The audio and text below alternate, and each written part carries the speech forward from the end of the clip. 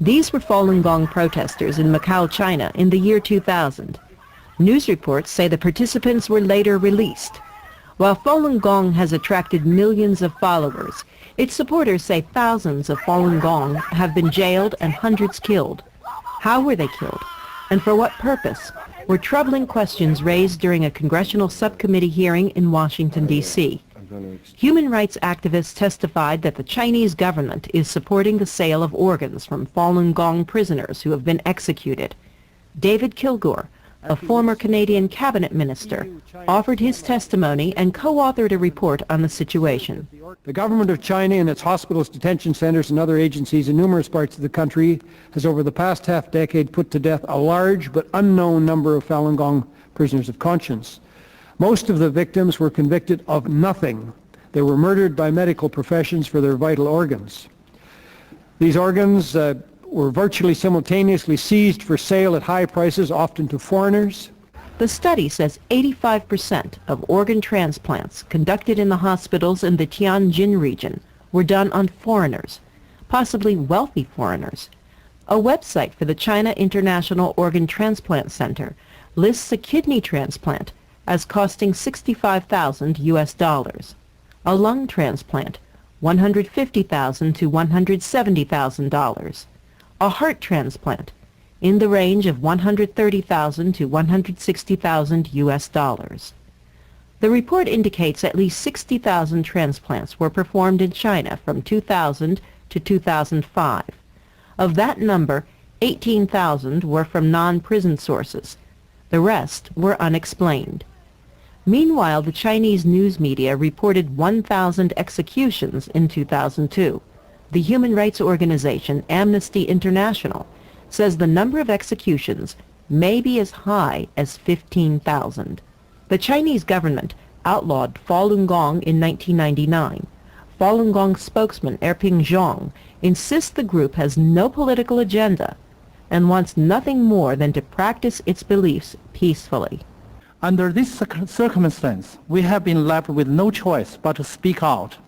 Our goal has been simple and singular, to let other people hear our side of the story, and to expose those violating our rights, and to, by doing so, end the genocide we face. The Chinese government says the report is based on false allegations. After it was released in July of 2006, China passed a law banning the sale of human organs and requiring written permission from donors. Yet the witnesses at the congressional hearing were skeptical that the practice has stopped and called for continued pressure on the Chinese government to end the practice of trafficking in human organs. Carol Pearson, VOA News.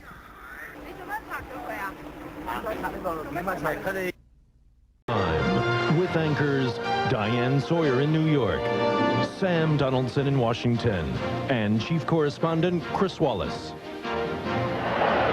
Tonight, a primetime hidden camera investigation. Human organs for sale in the United States. You'll never guess where they came from. I asked the doctor, where can I get the kidney?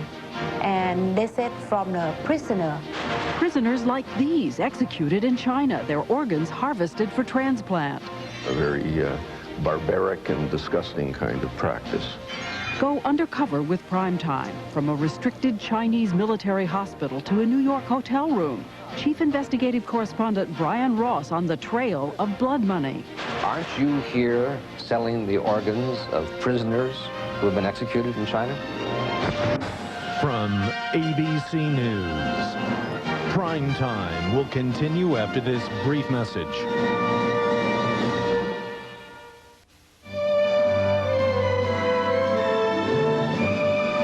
Time. Now from New York, Diane Sawyer. Good evening and welcome to Primetime. Tonight we bring you a story we are sure that you have never seen before. We have learned that human organs are being harvested from executed Chinese prisoners and then sold to patients around the world, including here in the United States. How many? Well, human rights organizations estimate that since 1990, more than 10,000 kidneys from Chinese prisoners have been sold, potentially bringing in tens of millions of dollars to the Chinese military. For the past 3 months, Chief Investigative Correspondent Brian Ross has followed what is really a black market in human organs. As we begin, you should know that this report contains scenes of graphic violence, and we let it stand as a warning.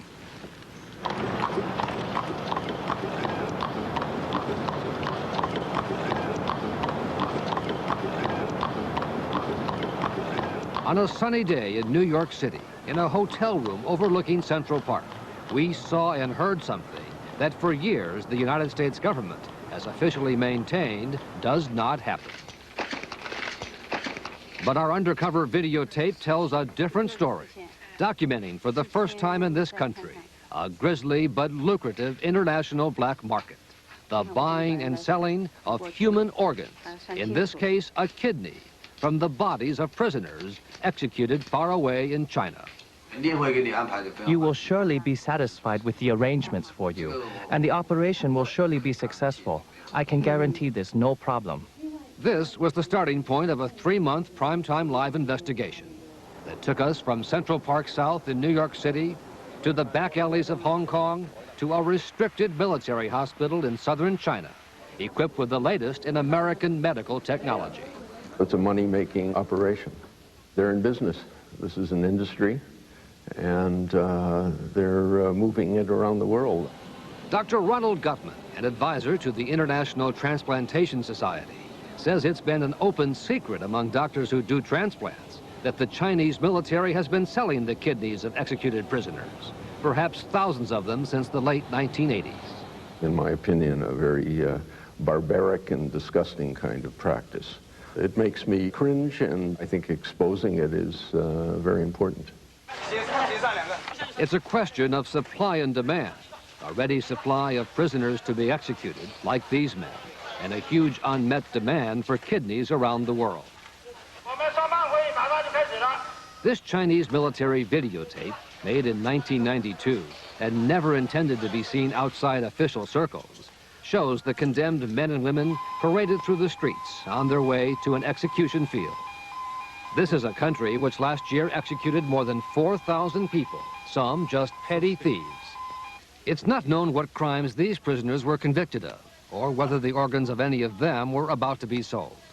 But the tape shows guards precisely lining up their guns at the base of the skull. That makes retrieval of kidneys and organs much easier. And Dr. Gutman says certain medical preparations begin well before the execution.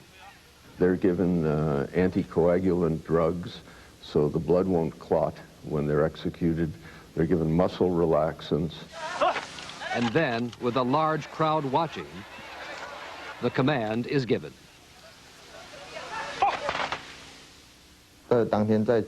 After the execution, doctors removed the prisoner and placed him in the ambulance.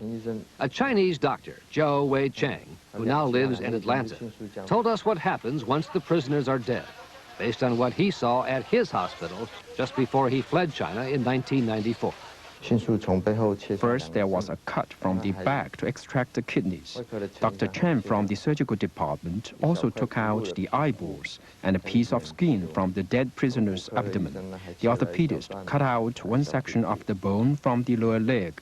All the extracted organs were placed in a special kind of liquid to maintain the freshness. Then they rushed back to the hospital. In the hospital, 2 patients were lying on the operating table waiting for the transplants.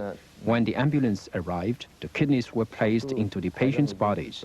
All the other organs were only for laboratory experiments. The rifle right away placed in the back. The graphic tape was secretly removed from military archives and smuggled out of China by an underground group of dissidents and provided to Primetime Live by a former political prisoner who spent 19 years in a Chinese prison and has become China's most outspoken and despised critic, Harry Wu. This is a fundamental violation of human rights. Just straight ahead. For the last 3 years, Wu has been traveling the world, trying to expose the black market in prisoners' body parts, which Wu says has spread from Asia to Europe and now to the United States, as he showed us with a recent copy of a Chinese-language newspaper published in New York.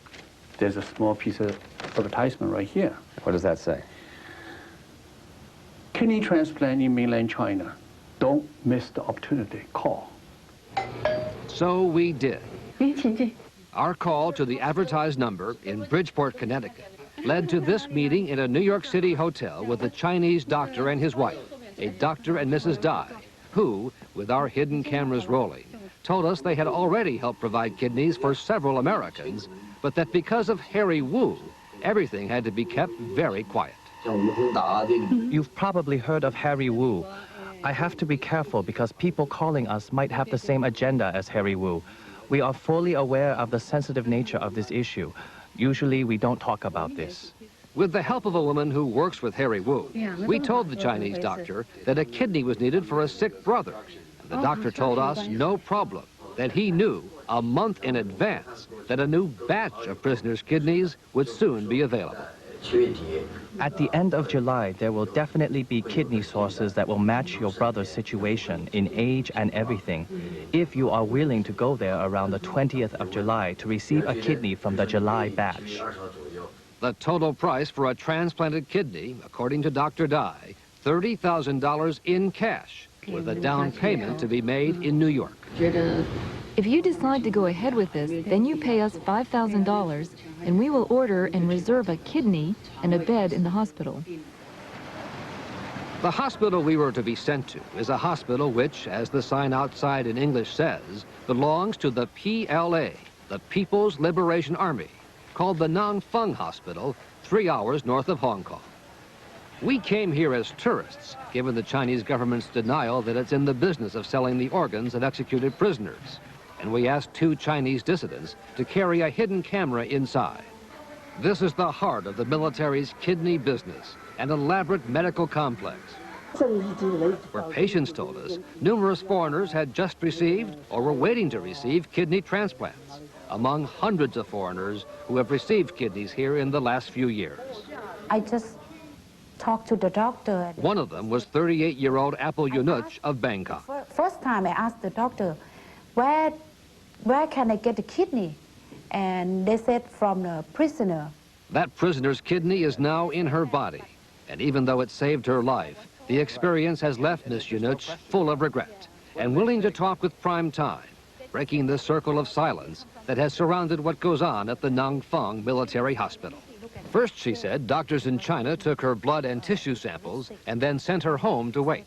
3rd of January, the doctor called me that there will be an execution. It means the prisoners, some prisoners are going to be shot dead. And one of them matches up with you? Yes. So I have to come over and prepare myself to be, to get the operation, kidney operation. 6 days later, according to the local newspaper, 45 prisoners were sentenced to death and executed on the same day, including one who apparently, even before he had been sentenced to death, was found to have the same blood and tissue type as Apple Yunuch. So they were shot in the morning and the transplant was in the afternoon? In the afternoon, yes. Were there also other people who got transplants? Yes, yes. With kidneys from executed prisoners? Yes.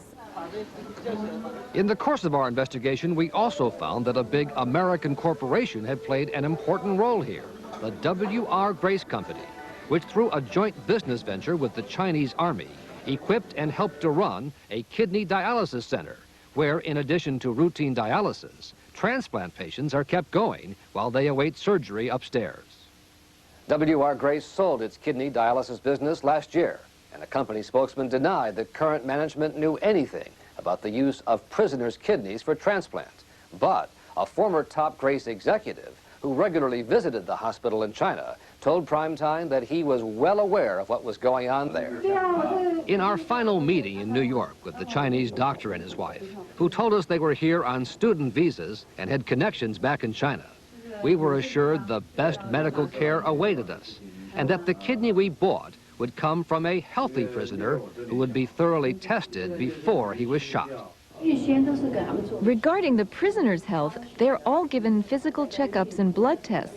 They don't carry hepatitis or anything like that. All those carrying these diseases will be excluded. You see, there are so many criminals, they have a lot to choose from. And then we gave the doctor what he had come for, $5,000 in cash, down payment for a healthy kidney from a prisoner in China. Federal law and the state laws of New York and Connecticut make it illegal to buy or sell any human organs.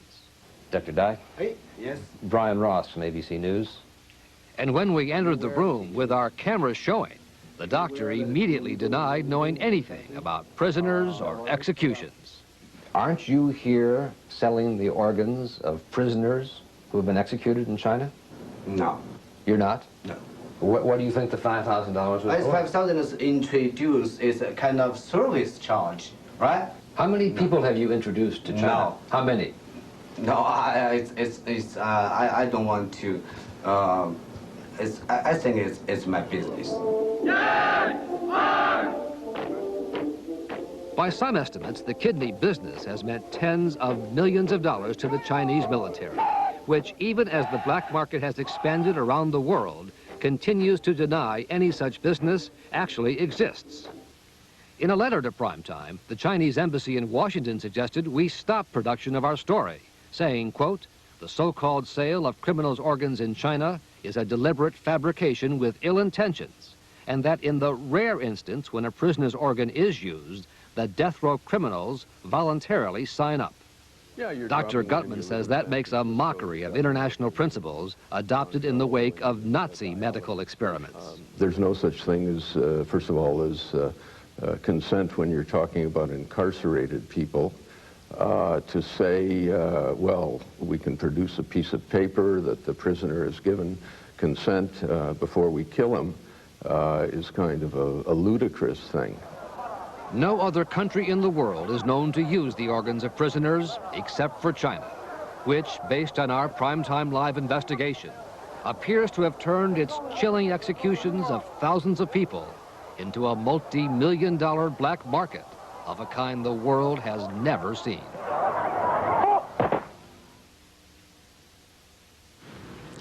The U.S. State Department says that it has received reports in the past about organs from prisoners being sold, but could not confirm them. They told us they were eager to see our story tonight, and we'll talk with Harry Wu.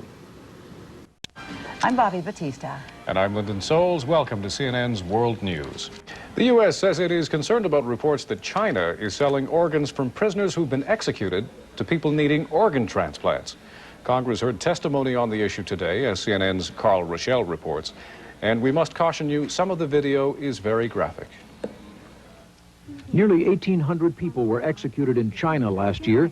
That's about 70% of the executions in the entire world, according to Amnesty International.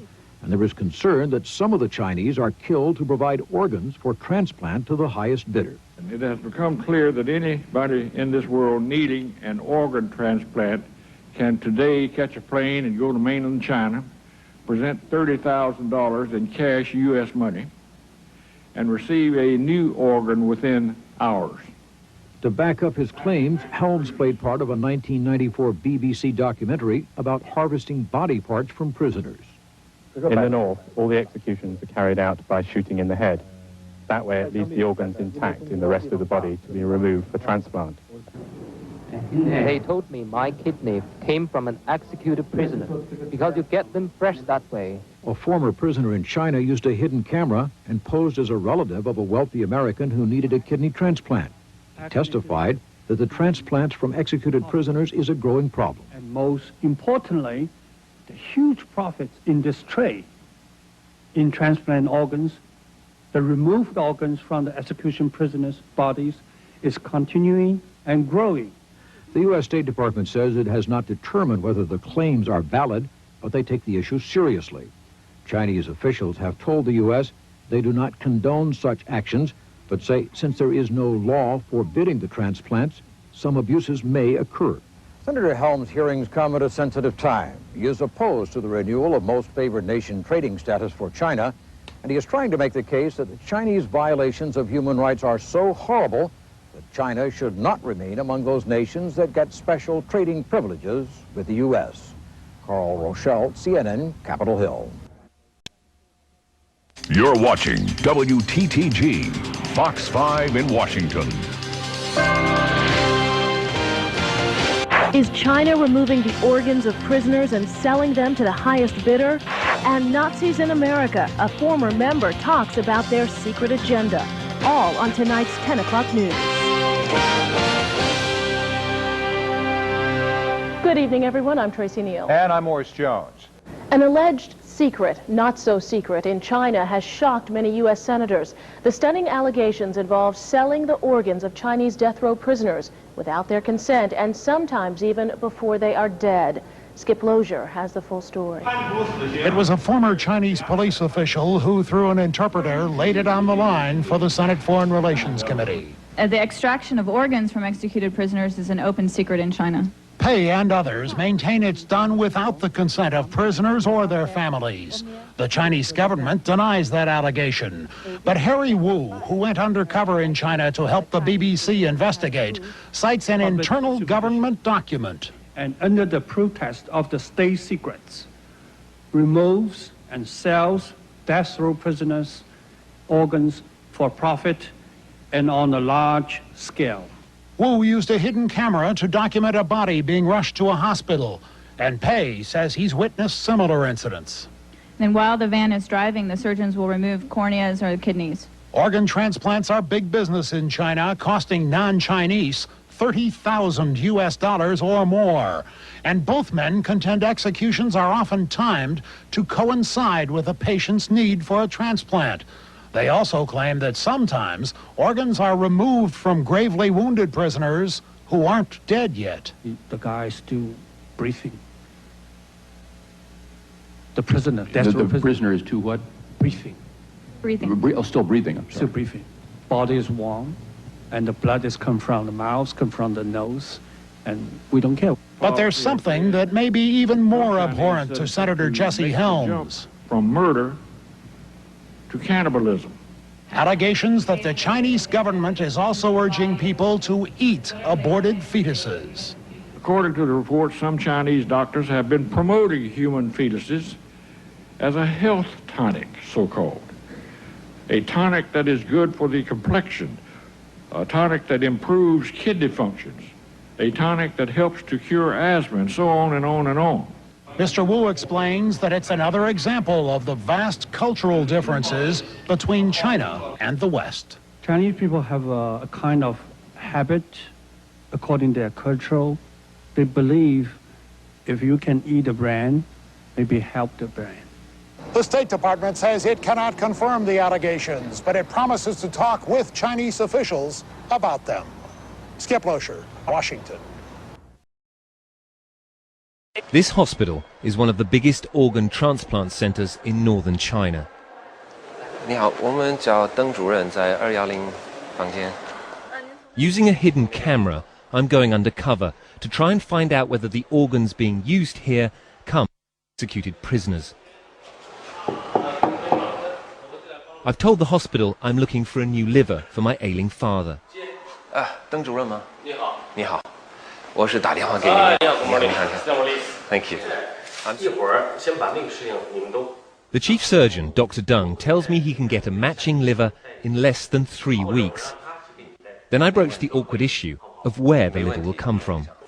曾经报道过，在中国很多这个移植的手续是从那个犯人，这个是不是？是这样。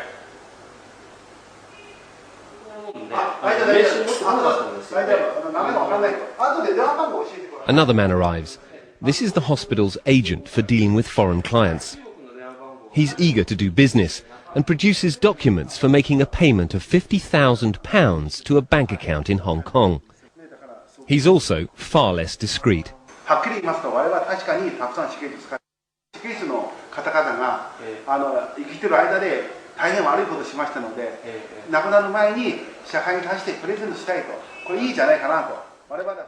Then an astonishing admission that an increase in executions ahead of the October 1st national holiday means there's a sudden abundance of organs.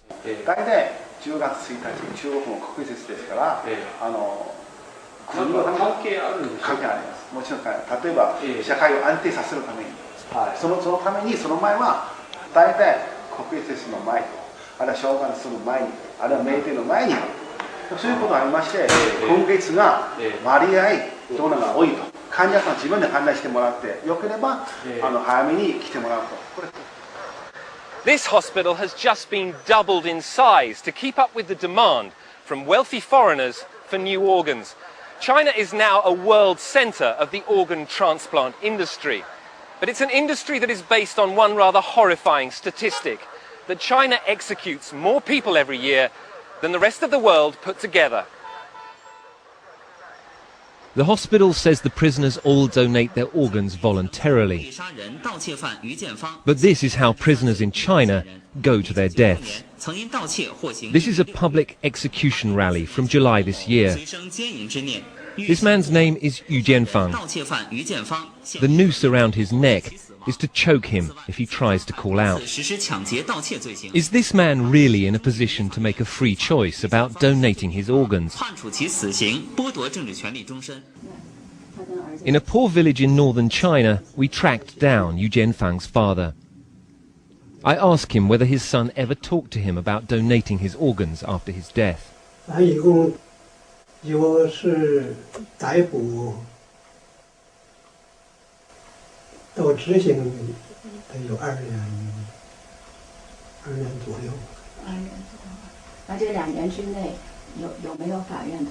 Mr. Yu's experience is typical. After death, the bodies are quickly cremated. All evidence of organ removal is consumed in the flames. Back at the hospital, the cafeteria is buzzing with foreigners. Last year, this hospital performed 600 liver transplants, each costing £50,000 or more. Organs are now big business in China, but it's one built on death and deception. Rupert Wingfield-Hayes, BBC News in Tianjin, China. Now, the figures are staggering. As many as 10,000 people are executed every year in China, and there's growing evidence that a large number have been falsely convicted. Some have been tortured into confessing. From Hebei in northern China, our correspondent Rupert Wingfield-Hayes sent this report. In an orchard in northern China, a mother has come to grieve for her dead son, buried beneath the apple trees. She's crying for a son who was killed by the state for a crime that he did not commit. Mama is here, she cries. I haven't forgotten. I will get you justice.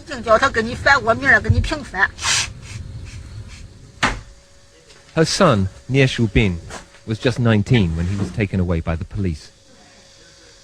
A week later, they came to tell his family he'd confessed to murdering a young woman. It was an accusation his parents refused to believe.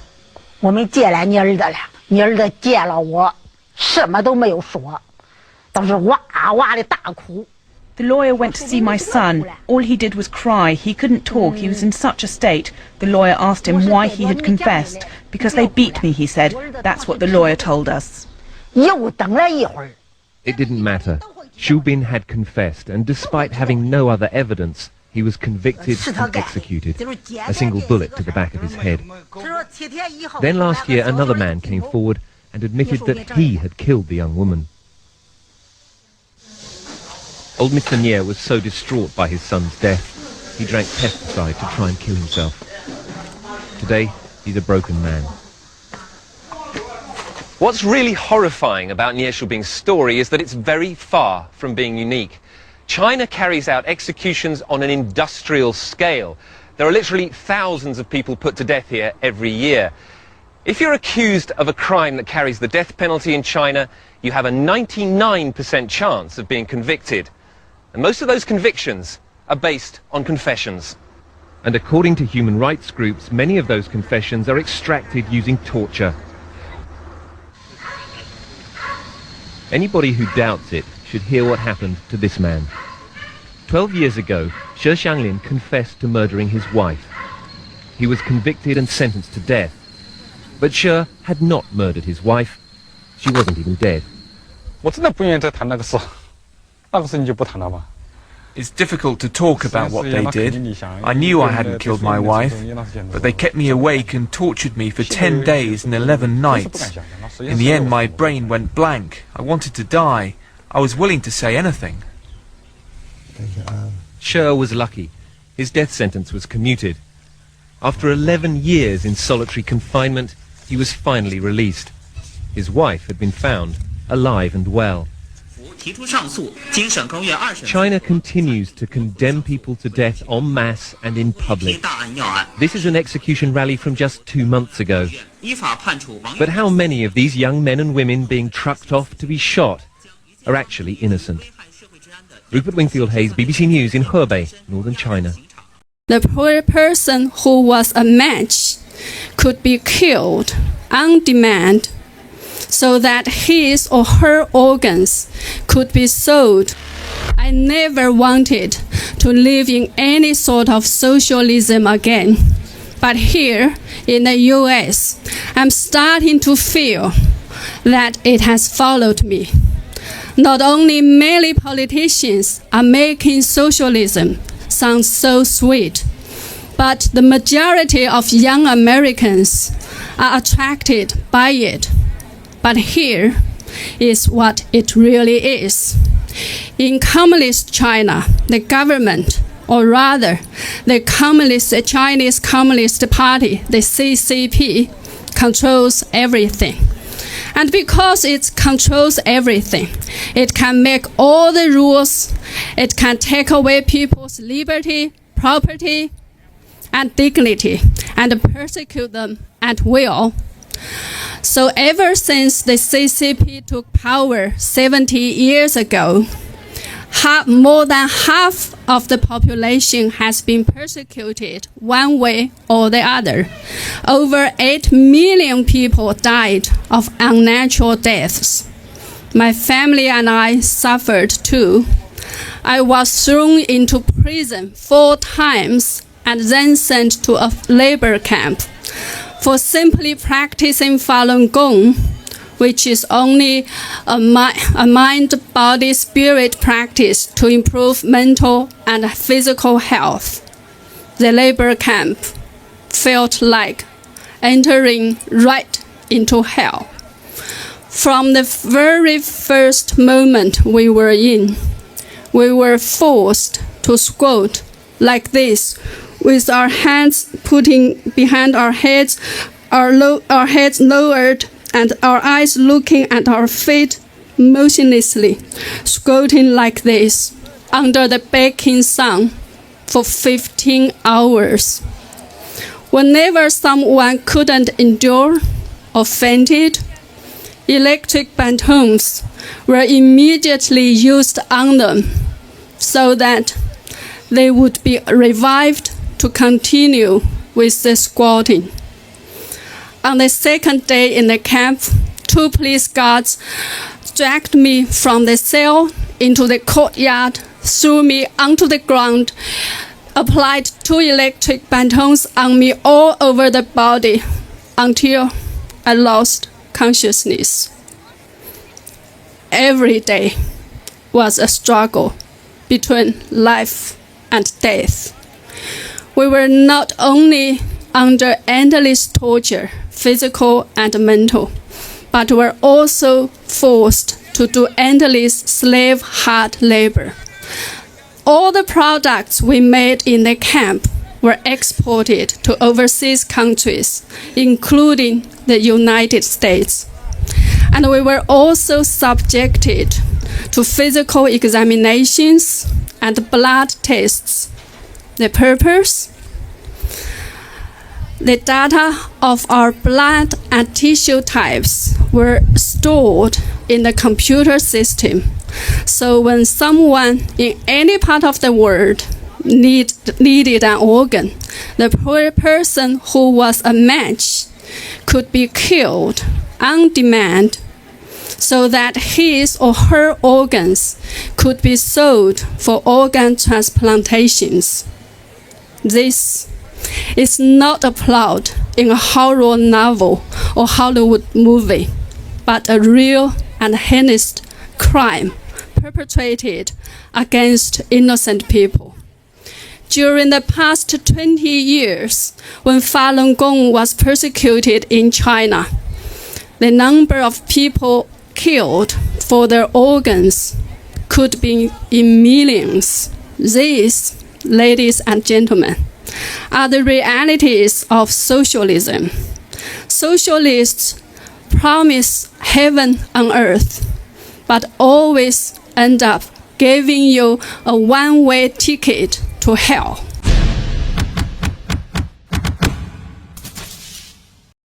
For over 3 decades, the People's Republic of China has been accused of harvesting the organs of its own citizens by force. The victims are killed in the process, and their organs are used in transplant operations. This organ trafficking is a human rights abuse that affects all of us.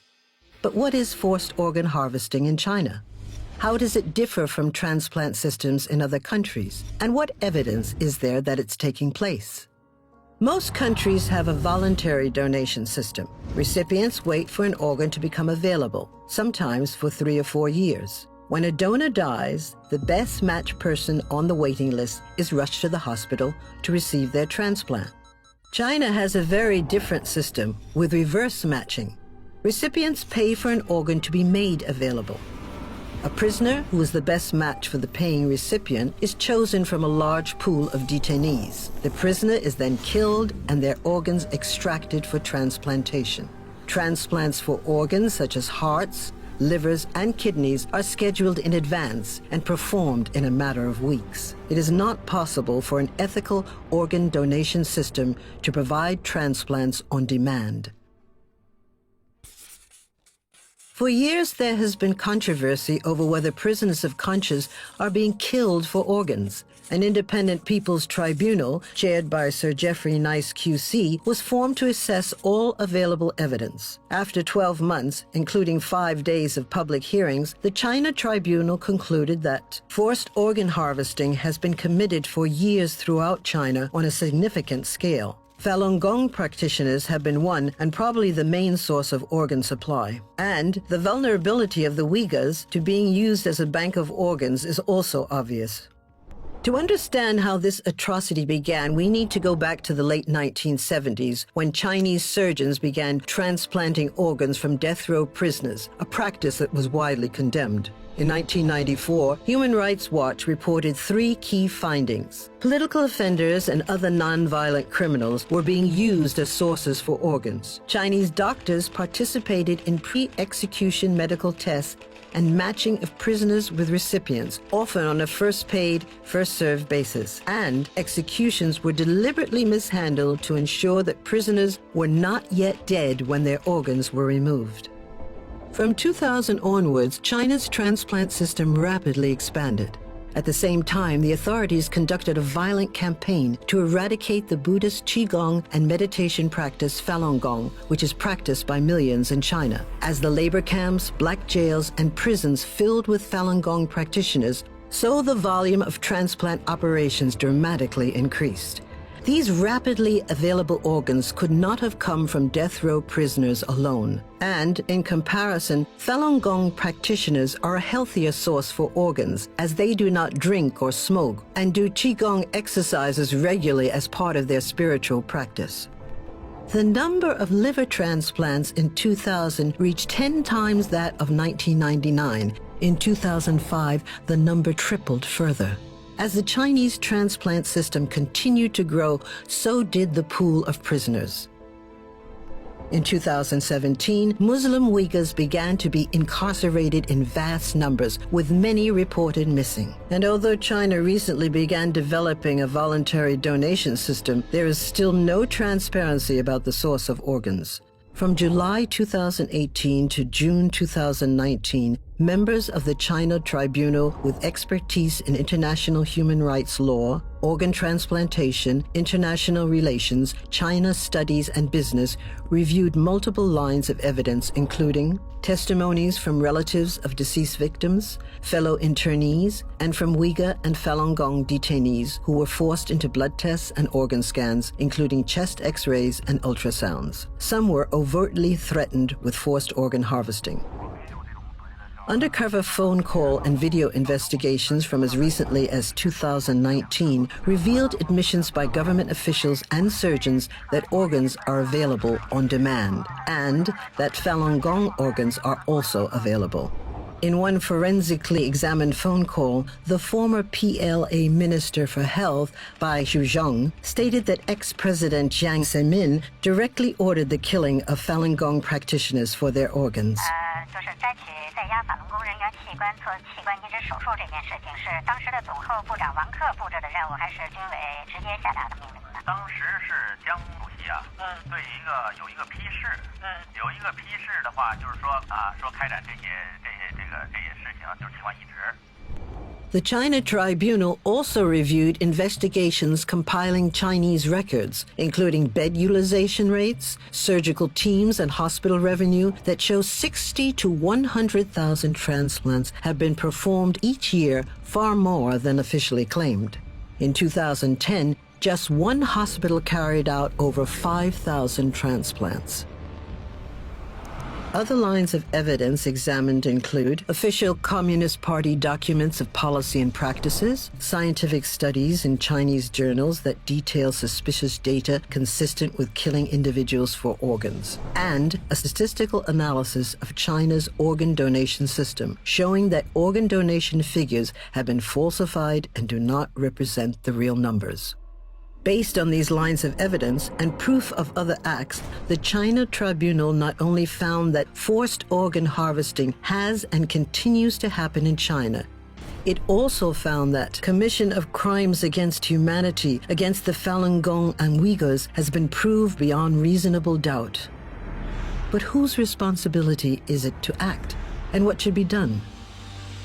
Medical institutions and companies must abide by their business and human rights obligations. This means cutting ties with China in relation to organ transplantation practice, research, and training. States should enact laws combating international transplant tourism, and Chinese perpetrators should be sanctioned. Governments around the world should take the necessary steps to seek justice, and the Chinese Communist Party should be held accountable for its actions. As global citizens, it is our responsibility to speak out against forced organ harvesting. If we don't act now, many more lives will be lost.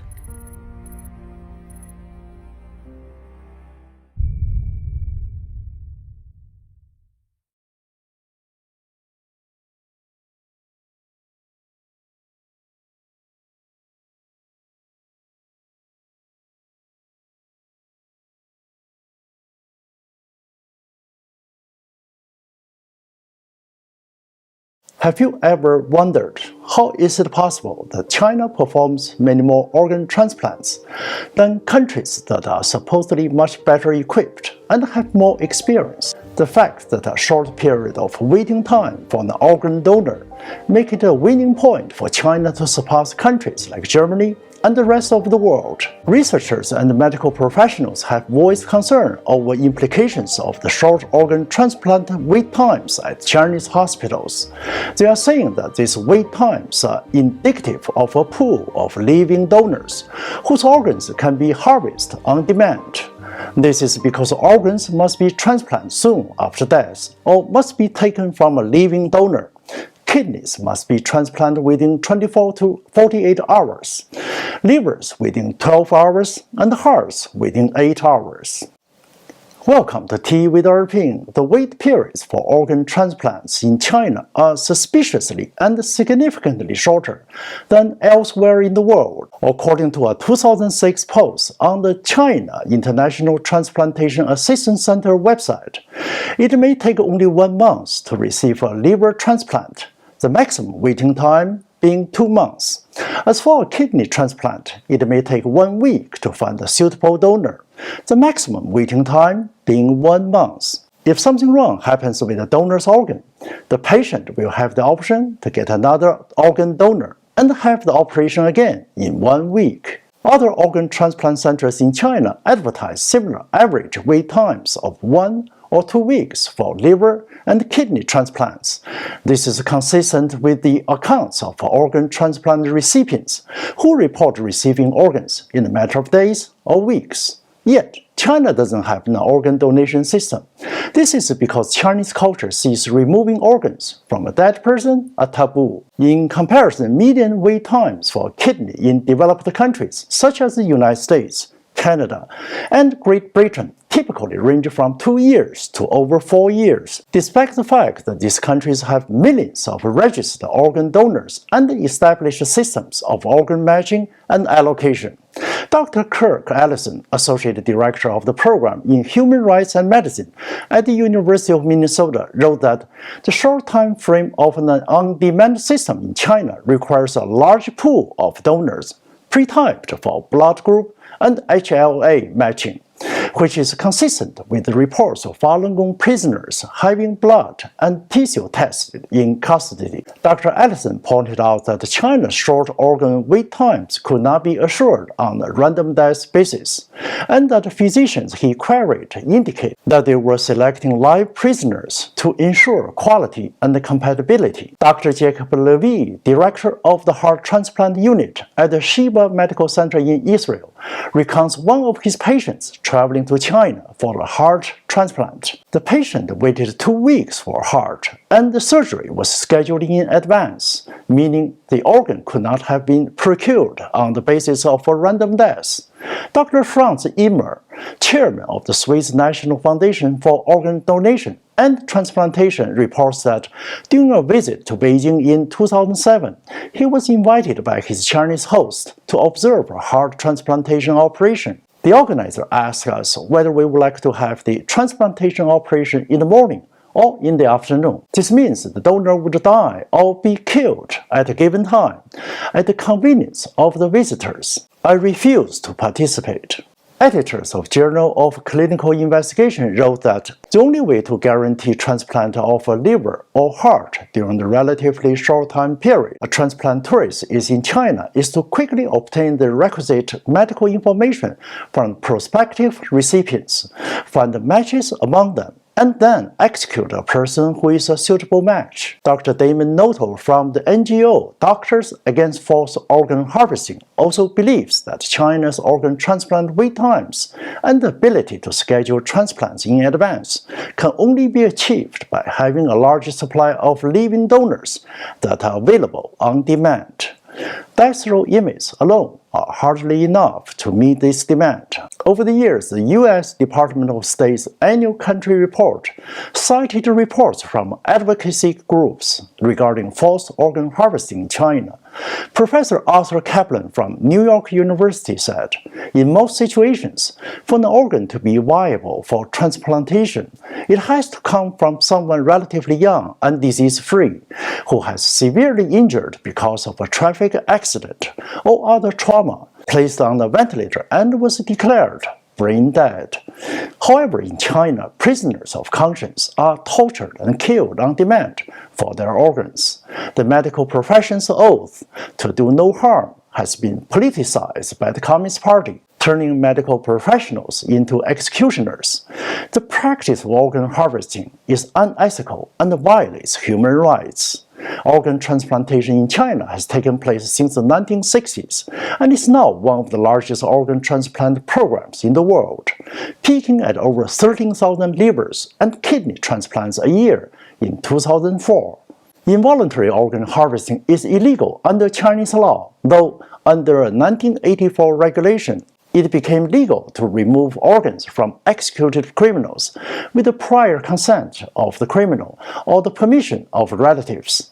Yet, such a regulation isn't reinforced in the same manner that freedom of conscience and association is not honored despite it being written in the Chinese constitution. Growing concerns about possible ethical abuses arising from coerced consent and corruption led medical groups and human rights organizations by the 1990s to condemn the practice. These concerns resurfaced in 2001 when the Chinese asylum-seeking doctor testified that he had taken part in organ extraction operations. In 2006, allegations emerged that many Falun Gong practitioners had been killed to supply China's organ transplant industry. The initial investigation stated the source of 41,500 transplants for the 6-year period 2000 to 2005 is unexplained, and concluded that there has been and continues today to be large-scale organ seizures from unwilling Falun Gong practitioners. In China, prisoners of conscience are subject to torture and forced organ harvesting. The largest group of prisoners of conscience is Falun Gong, followed by Uyghurs, Tibetans, underground Christians, as well as human rights lawyers, journalists, and human rights activists. Falun Gong, also known as Falun Dafa, is a meditation practice in the Buddhist tradition. It teaches truthfulness, compassion, and tolerance. Recognized for health benefits and improvements in moral character, Falun Gong is practiced in over 100 countries, but in China has been banned by the Communist Party since 1999. International investigators hold that the persecution of Falun Gong practitioners has set the stage for forced organ harvesting and is the foundation for the Chinese transplant boom since 2000. Detained Falun Gong practitioners are either sent to forced labor camps or prison. The extracted organs, hearts, lungs, livers, kidneys, are used in transplant operations for the party elite and foreign recipients. The state-sanctioned persecution of Falun Gong is systematic, and forced organ harvesting takes place on a scale that is unprecedented in history. From 2000 to 2016, an estimated 450,000 to 1 million Falun Gong practitioners were in detention at any given time. Meters and Kilgore's 2006 report gave testimonies where they interviewed the ex-wife of a Chinese surgeon who has said her husband personally removed the corneas from approximately 2,000 Falun Gong prisoners in Sujiatun Hospital in Shenyang City in northeast China during the 2-year period before October 2003. She explained that about 5,000 to 6,000 Falun Gong practitioners were detained in the hospital. Usually, these Falun Gong practitioners were injected with a shot to cause heart failure. They are then pushed into operating rooms to have their organs removed. On the surface, the heart stopped beating, but the brain was still functioning. In the beginning, fearing information could leak out that the organs of Falun Gong practitioners were removed while alive. Different organs were removed by different doctors in different rooms.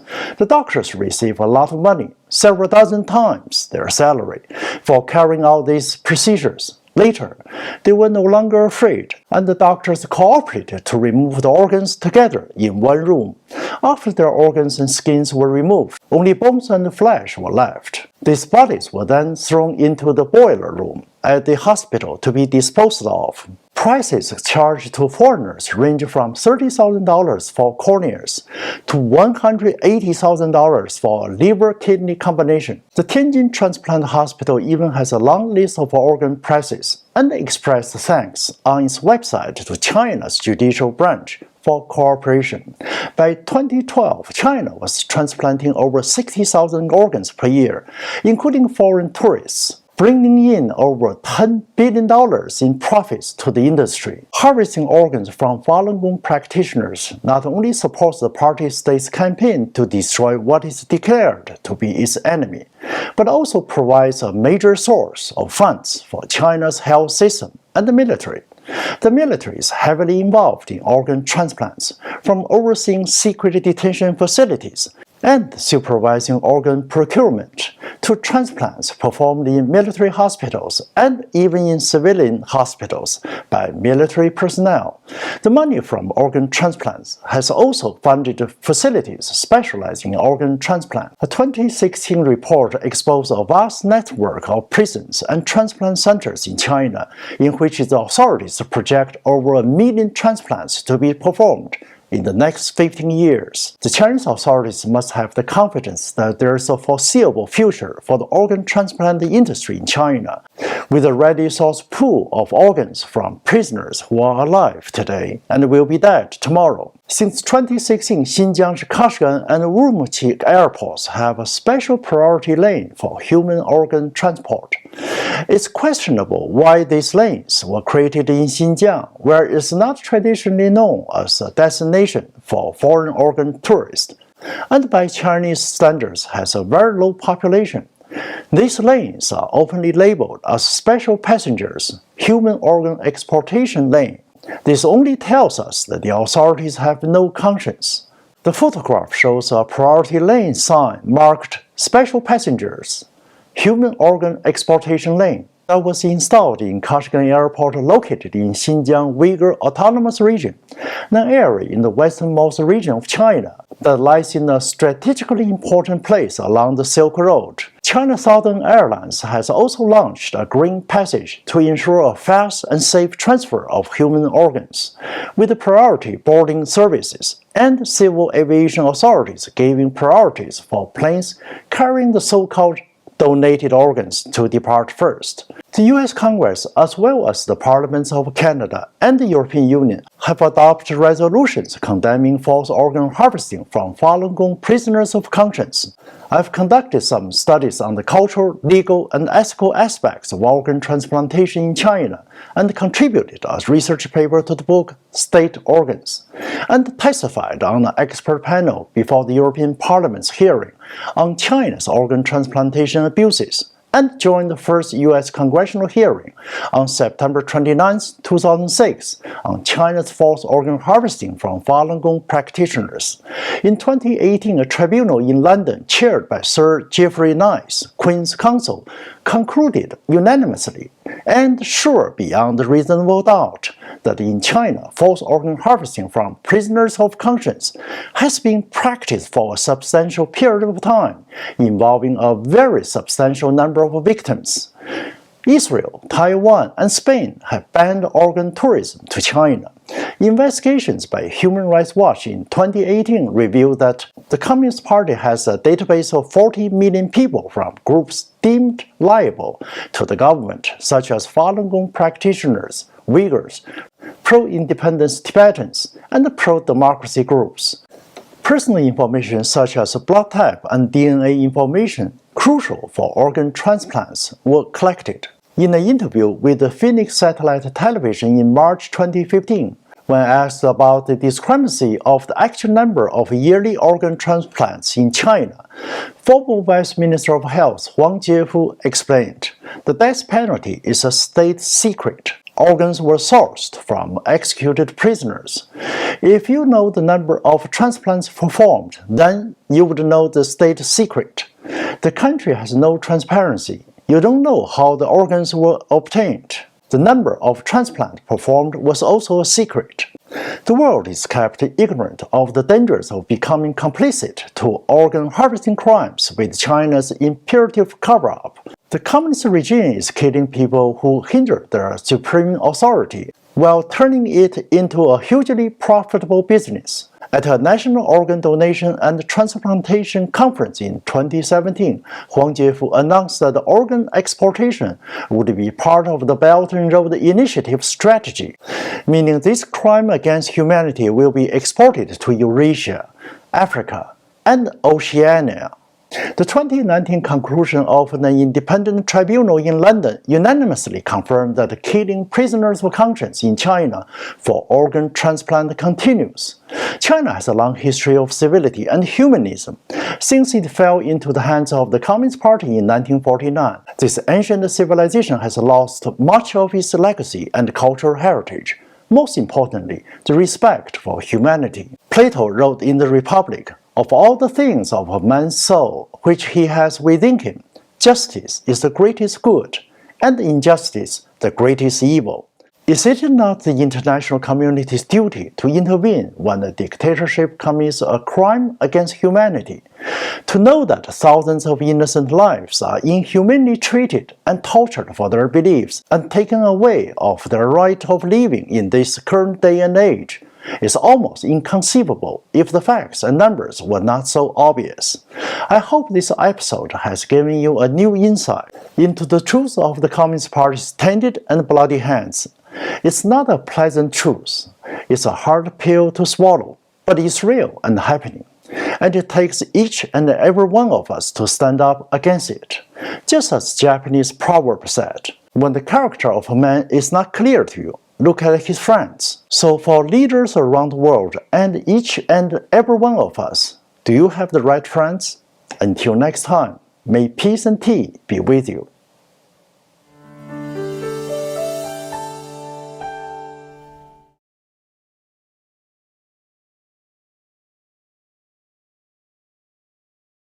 There has been considerable media coverage on China's genocide of Uyghurs and its enslavement of prisoners. However, did you know that over the past 36 years, China has created an extensive international state-sponsored organ trafficking industry? When did it start? The CCP began implementing organ harvesting from executed prisoners in 1984. They mainly focused on extracting organs, tissue, and collagen, which it then resells for medical or cosmetic uses.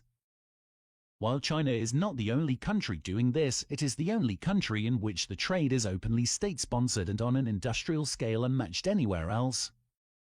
Adding to the horror, China has grown so powerful since 1984 that it can now openly and shamelessly circumvent international condemnation, judicial oversight, and norms, thus operating in absolute impunity.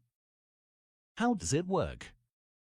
In 2001, a former Chinese army doctor, Wang Guoqi, a 38-year-old political asylum seeker, told the U.S. House Committee that he had harvested organs from executed prisoners and at some point removed the skin from a man who had not yet died.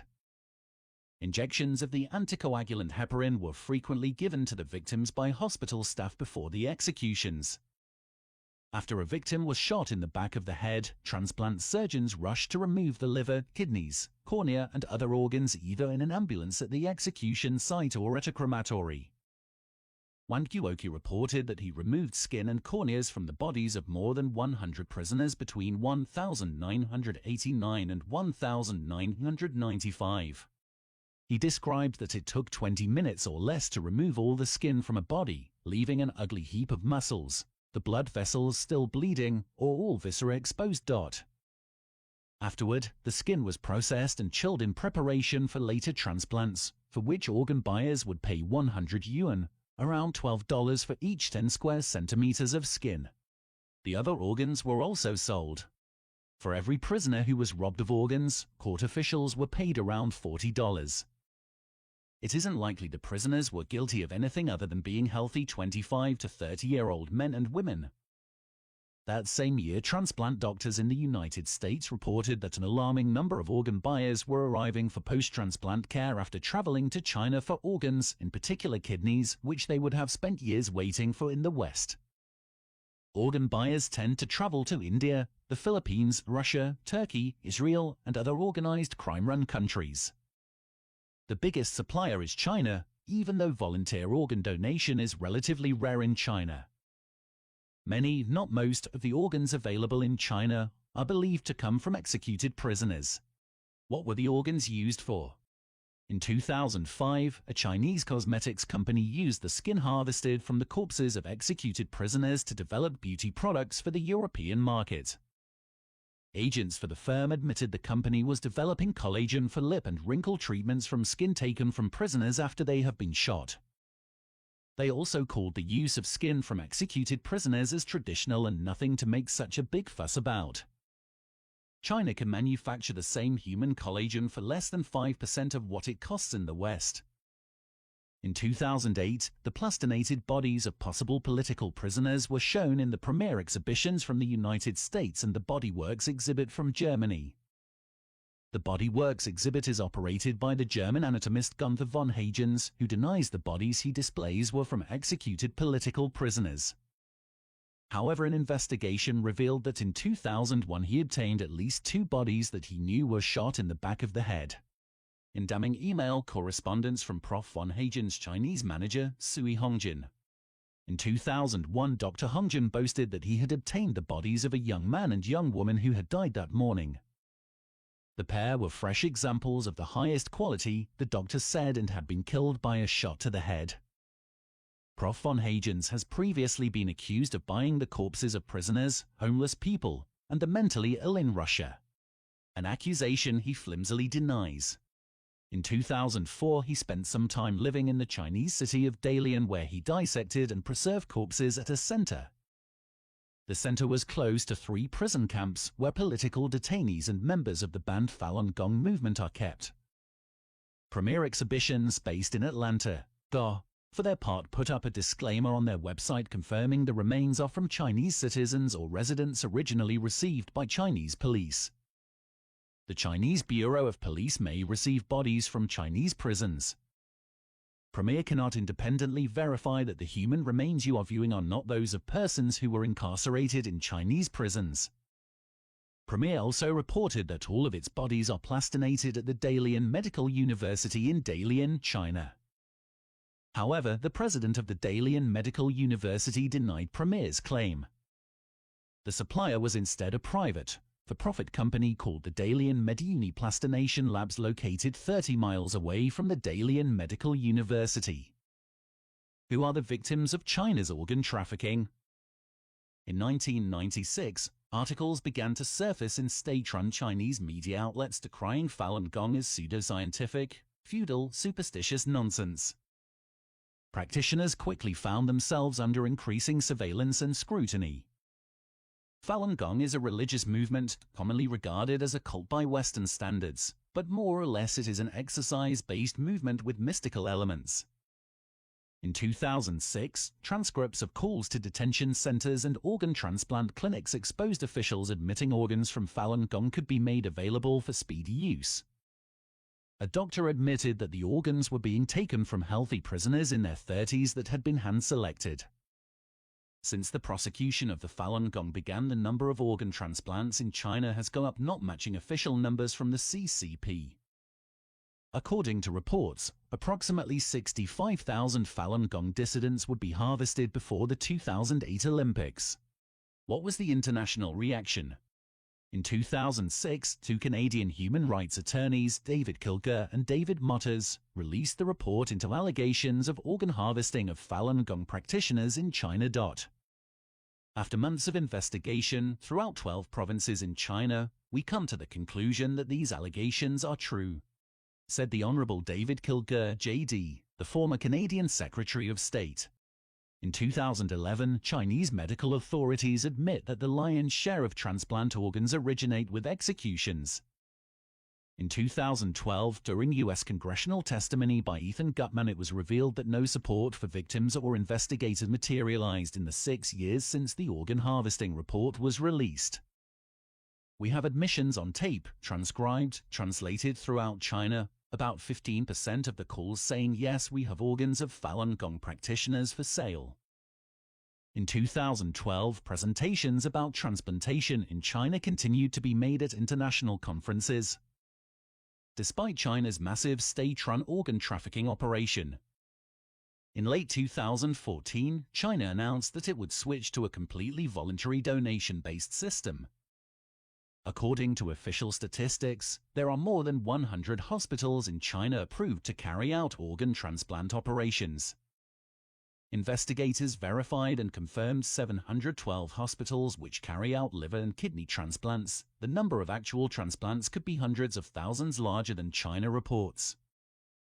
By 2016, Chinese surgeons are transplanting between 60,000 and 100,000 organs a year using Falun Gong, Uyghur Muslims, Tibetans, and Christians as a pool for human tissue. In 2019, an independent tribunal, China Tribunal, in London concluded that the killing of detainees in China for organ transplants is continuing, and victims include imprisoned Falun Gong and Uyghurs.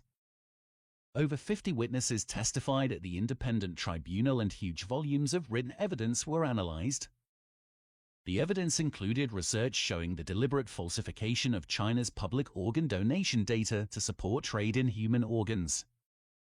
The China Tribunal's judgment concluded that an elaborate state-backed program to incarcerate and kill its own citizens in the illicit trade of forced organ harvesting has been taking place for decades. In 2020, witnesses said Uyghurs Muslims in Xinjiang were being slaughtered on demand in China for halal organs bound for Saudi customers. There are no plausible grounds for doubt that China is running a massive industry of human farms and has been, in full view of the world, for decades. Not only is the rest of the world not objecting to China's organ harvesting, but an increasing number of regions have also joined the trade. As China increases its aggression towards its neighbors, its supply of political prisoners to feed the international organ harvesting industry is expanding as fast as its ever-growing empire of terror.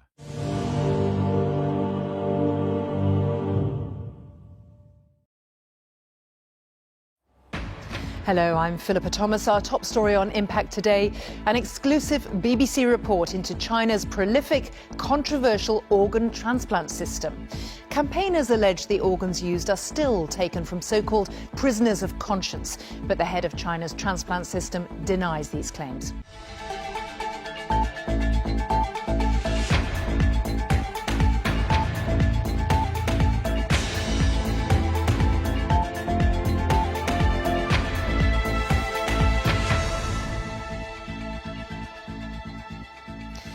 head of China's transplant system has denied claims that organs are still being taken from executed prisoners. The former Deputy Health Minister, Huang Zhefu, says there are plenty of organs available from patients who die in intensive care, as well as the rising number of those registering for the country's new organ donation system.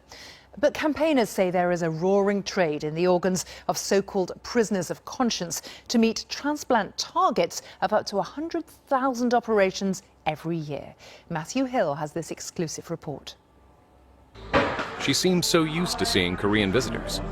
This undercover reporter captures a Korean patient recovering from a liver transplant at a hospital in Tianjin City, China.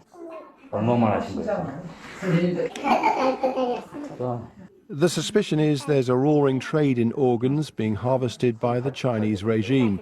The nurse says they did 7 transplants on the previous day.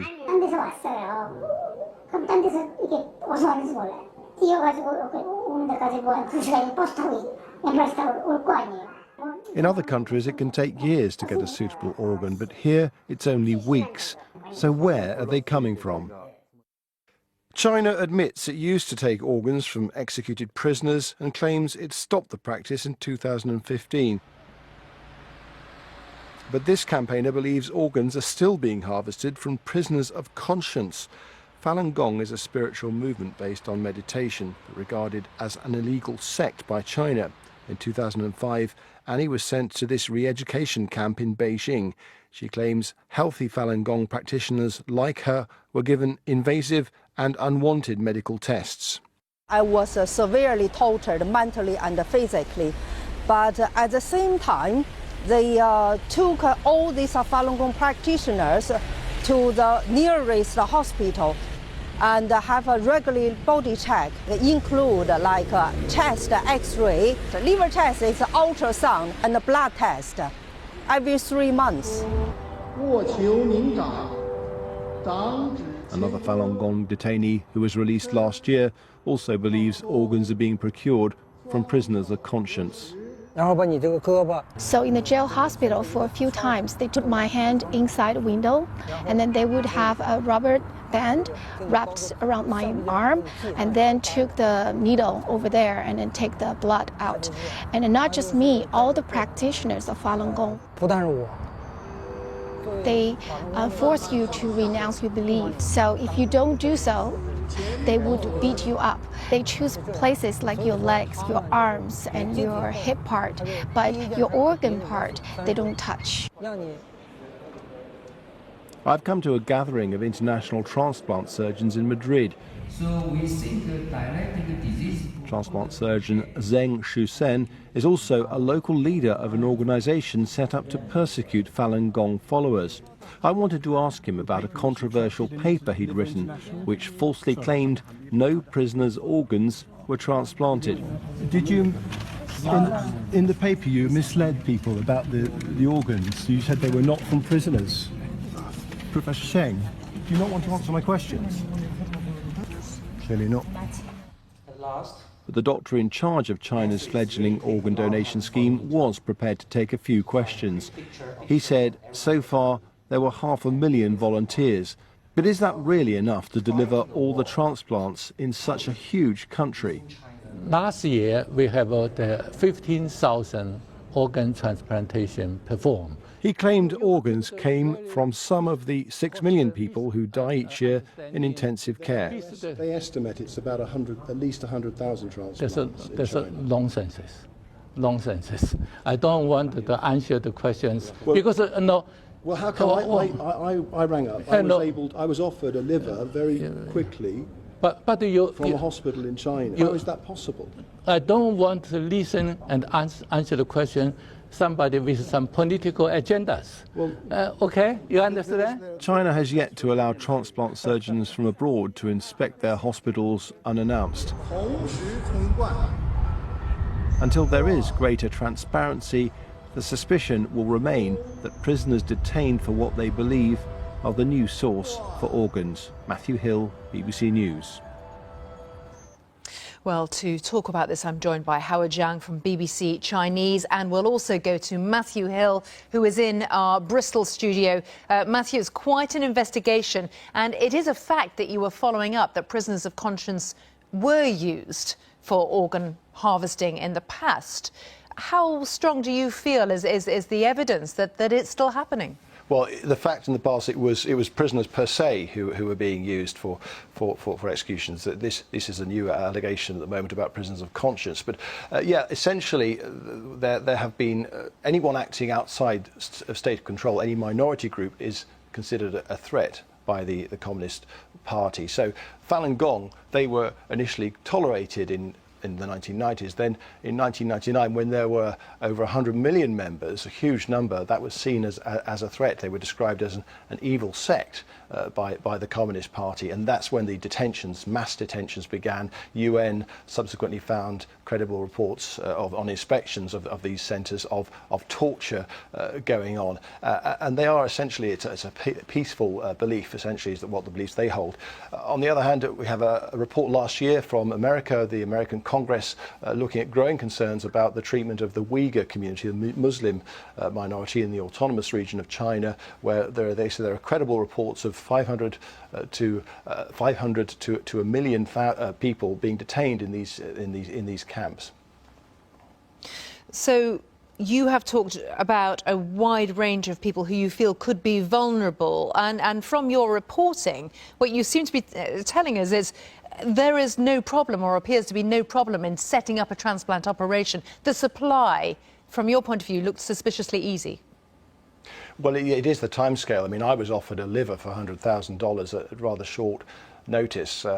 Yes, there's a timescale, and I think there are other concerns about, for instance, having a ready supply of volunteers.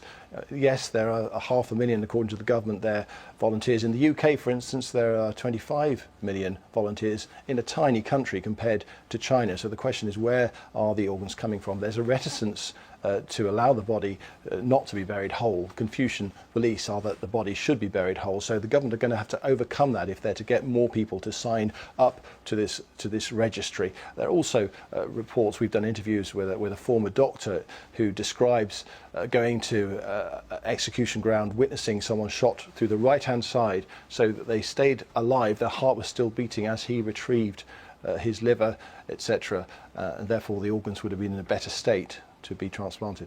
And one of the points that you make towards the end of your report there is that doctors, transplant specialists from outside China, have not had access to the system that seems to be running at such a pace. That's the Transplantation Society. They have had limited access on an announced basis to a small number of hospitals, but they haven't been allowed into the military hospitals that are at the centre of a lot of these allegations. They point out that China has signed up to an international World Health Assembly protocol, which is for greater transparency, but many campaigners believe that transparency does not exist in terms of, for instance, the traceability of the organs. They're also concerned about a recent development on the Uyghur community aged between 12 and 65 who are having biometric tests done. That's blood, DNA samples done. Chinese say that is to combat the threat of terrorism, whereas these campaigners believe that there's a sort of more sinister motive.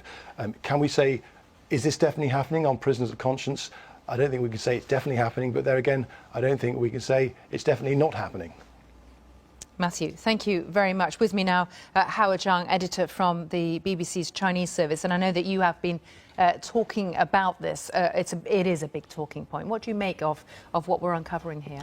Well, over the past many years, while we are covering this topic, there's all sorts of substantial evidence coming up, and we also have people from both sides giving their takes on it. I think what Matthew just said touched on two very important points. One is the role money plays in all of this, because China now, whatever outside people call it, a communist country or a state capitalist country, essentially money is the #1 law.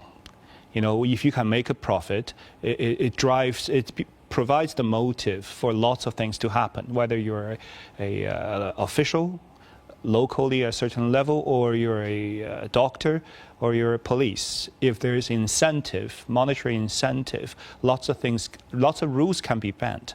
And that's one thing I do think, as I said, we don't have, at least from my side, besides witnesses and things, I don't have direct evidence in front of me that can categorically say, okay, this way or that way.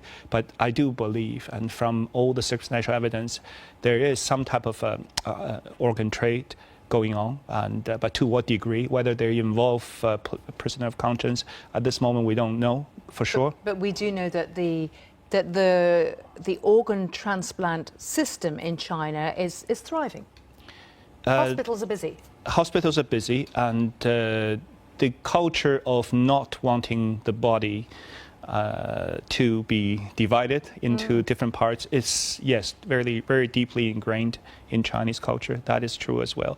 But one point I do want to add, the former health minister, Huang Jiefu, and he actually represents a group of people who within the Chinese system who are trying to push for more transparency, more sort of law and regulation around the issue. So he's, one of the few people who's still willing to come out, even answer or not answer a question, to deal with the media in the West. And most of the other officials in China will probably keep a very, very low profile and long silence over any of these topics. They'll stay away. I think that's a really important point to make. And I'm just wondering, do you think it's fair to say that there seems to be, perhaps it's a system that's in transition or in process, it's moving from one source of supplies and looking for others? I think it's very difficult to prove at this moment that there's a central government drive for a for-profit type of organ harvesting law still in, because once they stopped 2015 when they pushed out this new law saying no more kind of using prisoners for, it's difficult to say there's still that law in play. But whether they've transitioned to a more open and transparent, obviously not yet. And in between, there's so many layers of different government interests of local and central government, as well as the police system. It's also very concentrated in terms of power and lacking in transparency. So all these and the drive from hospitals, from local hospitals, to make money, because they have to feed their doctors and nurses. And all these elements start to combine into a fairly, really complex kind of a picture for us here. We have to leave it there, but Howard and Matthew, thank you both very much. It's important to say what we've found and what we're still investigating. Thank you.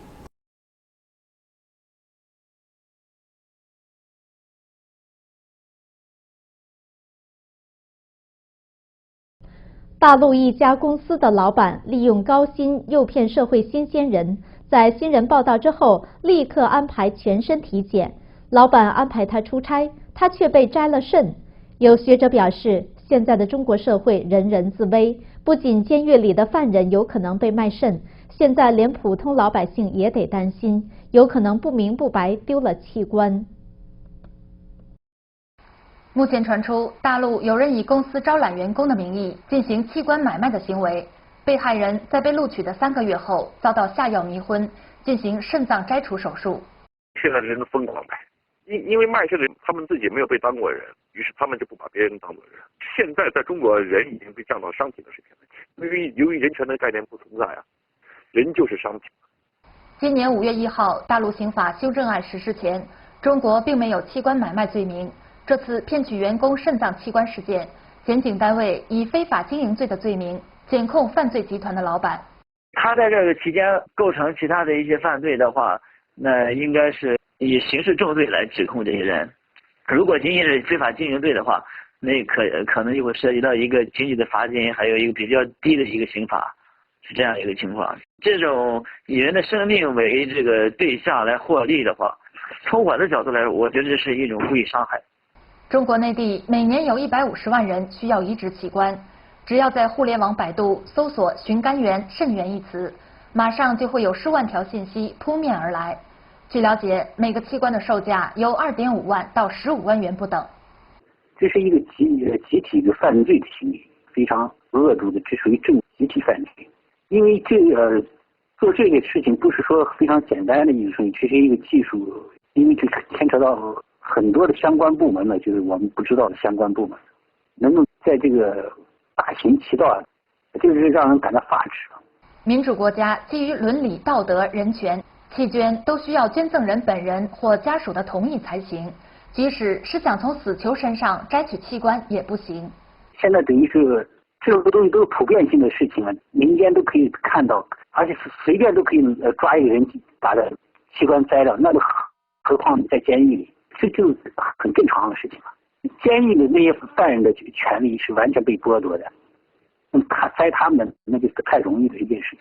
据了解，中国现在每年所进行的器官移植手术大约有1万例。根据国际大社提供的数字，中国大陆2002年执行死刑的人数是2000人，2008年是1718人，而中共政权对这些死刑的人数并不公布。2006年7月，加拿大前亚太司司长大卫·乔高及人权律师大卫·麦塔斯公布调查中共摘取法轮功学员器官报告。报告引用了大量调查实例，指证中共活摘器官。这是人类史上没有发生过的这种未觉人性的做法，这种恐怖事情，我觉得国际社会应该谴责。这个事情应该上升到联合国，应该讨论这个问题，就国家恐怖主义。在微博上，网友也热烈讨论。有网友说：“这事不说透等于没说，活体器官买卖早就有了，很多人还不知道吧？邪恶之极呀！”新唐人记者秦雪、王蓉、王明宇采访报道。We've been covering the issue of organ harvesting in China. It's when doctors at Chinese state-run hospitals remove organs from Falun Gong practitioners or other prisoners so they can be sold at a profit. It's been more than 3 years since the World Organization to investigate the persecution of Falun Gong began collecting evidence about organ harvesting. And now they say they've recorded a phone conversation between one of their investigators and a Chinese public security officer from Liaoning province. The officer's name is not being released to protect his safety. He says he witnessed military surgeons taking organs from a female Falun Gong practitioner on April 9, 2002. What you are about to hear may be disturbing. One of them was a military surgeon from the General Hospital of Shenyang Military Region of the People's Liberation Army, and the other one was a graduate of the 2nd Military Medical University. They were doing something to her in an operating room of the mental hospital she was sent to. They didn't use any anesthetic. They cut her chest with a knife, and their hands weren't even shaking. If it were me, I would be shaking. At that time, we, the armed policemen, were standing guard, each with a gun in our hands. By then, she had already been opened up. Then, ah! She shouted loudly once more. Then she shouted, saying, "Falun Dafa is good." The witness says the surgeons then proceeded to take out the woman's heart and kidneys. He says the procedure lasted 3 hours. She shouted, "Ah!" loudly, saying, "Falun Dafa is good." She said, "You killed me, one individual." I think it roughly meant, "You killed one individual like me. Can you kill several hundred million of us? People that are being persecuted by you for our true belief." At that moment, the doctor, a military surgeon, hesitated. Then he looked at me, then at our policeman's superior. Then our superior nodded, and he continued to do the veins. Her heart was taken out first. Next were her kidneys. When her cardiac veins were cut by the scissors, she started twitching. It was extremely horrible. I don't want to talk about it anymore. The man says he and other public security officers were ordered by Chongqing Public Security Bureau Chief Wang Lijun to, quote, eradicate Falun Gong practitioners. Falun Gong is a spiritual practice that's been persecuted by the Chinese Communist regime for more than 10 years. Decades ago, China began a practice that human rights advocates and medical ethicists condemned, taking organs, such as kidneys and livers, from executed prisoners to transplant into people who needed them. The Chinese government says it's reformed the practice. Now they say they only recover organs from volunteers. But some say the practice continues. Hari Srinivasan and producer Dan Segalan have the story. This is when a life is renewed. A transplant surgeon seen here removes a kidney from a volunteer donor and inserts it into someone whose kidneys are failing. In most cases, patients who need a new organ have to wait months or years before one is available. But this man, who told us he had end-stage kidney disease 11 years ago, could wait no longer. I was on dialysis already 2 years, and I was constantly going downhill. We met him in Vancouver, Canada. He asked that we conceal his identity by hiding his face and replacing his voice to protect his privacy. They called these people the living dead. You just haven't died yet, but you're gone. Because of his age and rare blood type, he says he would have died before reaching the top of the waiting list for a new kidney. So, urged by family and friends, he went to China's capital, Beijing, in 2006. Within 1 week, he received a new kidney. He says he paid $10,000 for the transplant. In Canada, it would have been free since the government pays for health care. In the U.S., the average hospital charge for a kidney transplant is $150,000. Traveling to another country for this kind of surgery is called transplant tourism. I went there dead. I came back alive. On average, 22 people die every day in the United States waiting for a transplant. The median wait time for a lung here is 4 months, a heart almost a year, and a kidney 2 years. Transplant tourists, understandably, have been drawn to other countries by promises of little to no wait. It's not just Canada that generates transplant tourists to China. On the other side of the world, at about the same time, an Israeli doctor had a patient who also needed a transplant. Back in 2005, a patient of mine came to me one day and told me, "Doc, I'm fed up waiting here in Israel for a suitable heart donor to become available." And I was told, that's what he told me by my insurance company, that I should go to China because they have scheduled me to undergo heart transplantation. And he specified a specific date 2 weeks ahead of time. Heart surgeon Dr. Jacob Levy is president of the Israel Society of Transplantation.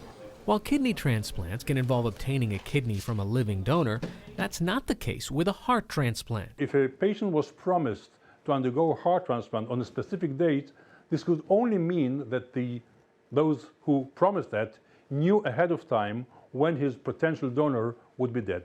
Human rights investigator Ethan Gutman and lawyer David Mattis have testified before Congress about China's transplant system. It is unconscionable to kill a healthy, innocent person so that a sick person can live. They say they know how organs in China become available with no wait time. They've obviously got a lot of people sitting around waiting to be killed for a transplant, and they're just picking the right person to be killed depending on who the patient is. Mattis and Gutman say Chinese doctors have coordinated with Chinese prison officials, and inmate executions take place when patients are in need of organs. Medical professionals and human rights advocates say this practice violates the prisoner's human rights. However, this is how one Chinese doctor justified the practice. This video was produced by the Chinese government. To apply the traditional Chinese way of thinking, the prisoners committed sins in their lives. If we let them donate their organs, well, in a sense, they're offering salvation. They can atone for their crime with that opportunity. At a press conference in 2005, China's Vice Minister of Health, Wang Jiefu, admitted the government took organs from executed prisoners. But in 2014, Wang Jiefu, who is now leading the reform efforts in China, declared that starting in 2015, China would stop using organs from executed prisoners. But Mattis and Gutman believe they have evidence that this practice still continues.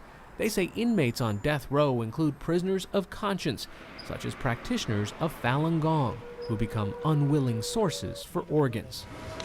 Falun Gong is a form of Chinese meditation and exercise with a spiritual underpinning. Since 1999, the Chinese government has cracked down on Falun Gong, charging it with being an unregistered religion and cult that aims to subvert the state. We interviewed Falun Gong who got out of prison, got out of China, systematically blood tested, organ examined, not for their health, they're being tortured, and only the types of examinations relevant to transplantation. Wang Chunying and Yin Lingping practice Falun Gong. Both say they were detained a number of times between 1999 and 2009. In 2008, I was forced to take a blood draw. The atmosphere was very tense and horrific. I thought this blood draw must be related to looking for matching organs. Chinese government might say, we just needed more blood, that's all. We didn't take her organs, we didn't do anything to her body, we just took blood to make sure there wasn't an infection in the yard. How do you know that the government wanted your blood for any other reason? Because the living conditions were terrible in the re-education camp. They didn't care about whether we lived or died. Once I was forced to take a blood draw. There were multiple times of other tests, such as MRI, ultrasound, and chest X-ray. Gutman says he's interviewed ethnic minorities from Tibet and Xinjiang who all tell similar stories about medical examinations while in prison. When you start to hear the same description of an examination in a completely different language from a completely different group, but it's the same examination, this is one of the big tip-offs, that this is really directed towards China's enemies. It's political and religious enemies. Mattis and Gutman say there's another possible motive driving this practice: profit. In the past, some Chinese hospitals even advertised the costs of new organs: $98,000 to $130,000 for a liver, $130,000 to $160,000 for a heart. By reviewing Chinese medical publications, hospital website data, and making calls to hospitals, Gutman and Mattis estimate there could be 60,000 to 100,000 transplants still taking place each year in China. The Chinese government rejects these accusations. In 2016, it says there were just over 13,000 transplants performed in the country. Compare that to the United States that had 33,000 transplants last year. In an email to the NewsHour, a spokesman from the Chinese embassy in Washington, D.C. writes, "The Chinese government firmly abide by the internationally recognized ethical principles about organ transplantation and adhere to the voluntary organ donation after the death of Chinese citizens. We asked if political prisoners were singled out for execution for their organs. The embassy did not respond to this question." Chinese officials do say since 2015 they no longer recover organs from prisoners. Dr. Wang Jiefu, who's leading reform efforts, acknowledged in an interview with a Chinese newspaper that progress has been slow. Our use of death row prisoner organs before the establishment of a citizen organ donation system was an act of desperation to save the lives of patients suffering organ failure. When the citizen donation system was set up, we abolished this source of organs as quickly as possible. In February of this year, at a Vatican conference on organ trafficking, Chinese medical leaders agreed that using organs from executed prisoners is a crime and should be condemned worldwide. A number of American doctors who've been to China say they believe the country has taken major steps to stop the practice of taking organs from executed prisoners. The reports that we get from Canada or the United States or from the Middle East of individuals undergoing transplantation, that's markedly reduced, but it has not completely stopped. Dr. Francis Delmonico is an advisor to the World Health Organization and former president of the Transplantation Society. Having been involved with deceased organ donation, he's leading the international effort to help China establish a new system of organ donation. When did you first become aware that China might be executing people for their organs? 2005. How? I was invited to the Peking Union Medical College by Jiefu Wang, who was at the time Vice Minister of Health, and he was a liver transplant surgeon. And he said to me, "Frank, we got a horrendous problem, and I need your help." Individuals in China were being executed, and they became the source of organs for many people from around the world going to China. As many as 11,000 transplants being performed, and this is in 2006. While some doctors, like Wang Jiefu, wanted this practice stopped, others who were making money from organ trafficking did not, according to Delmonico. To put pressure on China, a number of medical associations and journals launched a boycott, beginning in 2006, banning Chinese research papers that relied on data from executed prisoners. At the same time, Delmonico and other doctors helped China build a new and legitimate system for organ recovery, similar to the system in the U.S., requiring consent and only from live or deceased donors in hospitals. Has China stopped harvesting organs from people that they've executed, that they are executing? I don't know that for certain, So I can say to you that it's markedly reduced, but can I assure you or the rest of the world that it's completely stopped? I can't. Delmonico says there's a new generation of doctors in China that want and embrace the reforms that are taking place in China's transplantation system. But human rights investigator Ethan Gutman says China is still killing prisoners and taking their organs. Our report shows tremendous continuity over time, even while they're, the Chinese are making completely different statements about this. Leading experts to call for inspections of Chinese hospitals. What needs to be done now is an international committees of transplant experts that will be allowed to visit China and verify the source of his organs. In his desperation, this man says he didn't think about where his new kidney came from, and looking back, that he has no regrets. It's given me a new outlook on life. I had an opportunity to see my children graduate from universities. I have a happy life with my wife. For the PBS NewsHour, I'm Hari Srinivasan.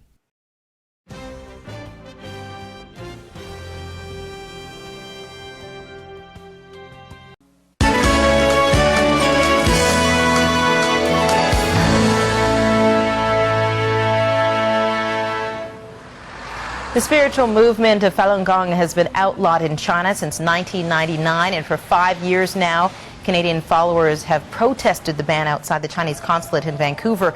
They are trying to raise awareness about how Falun Gong practitioners in China are treated.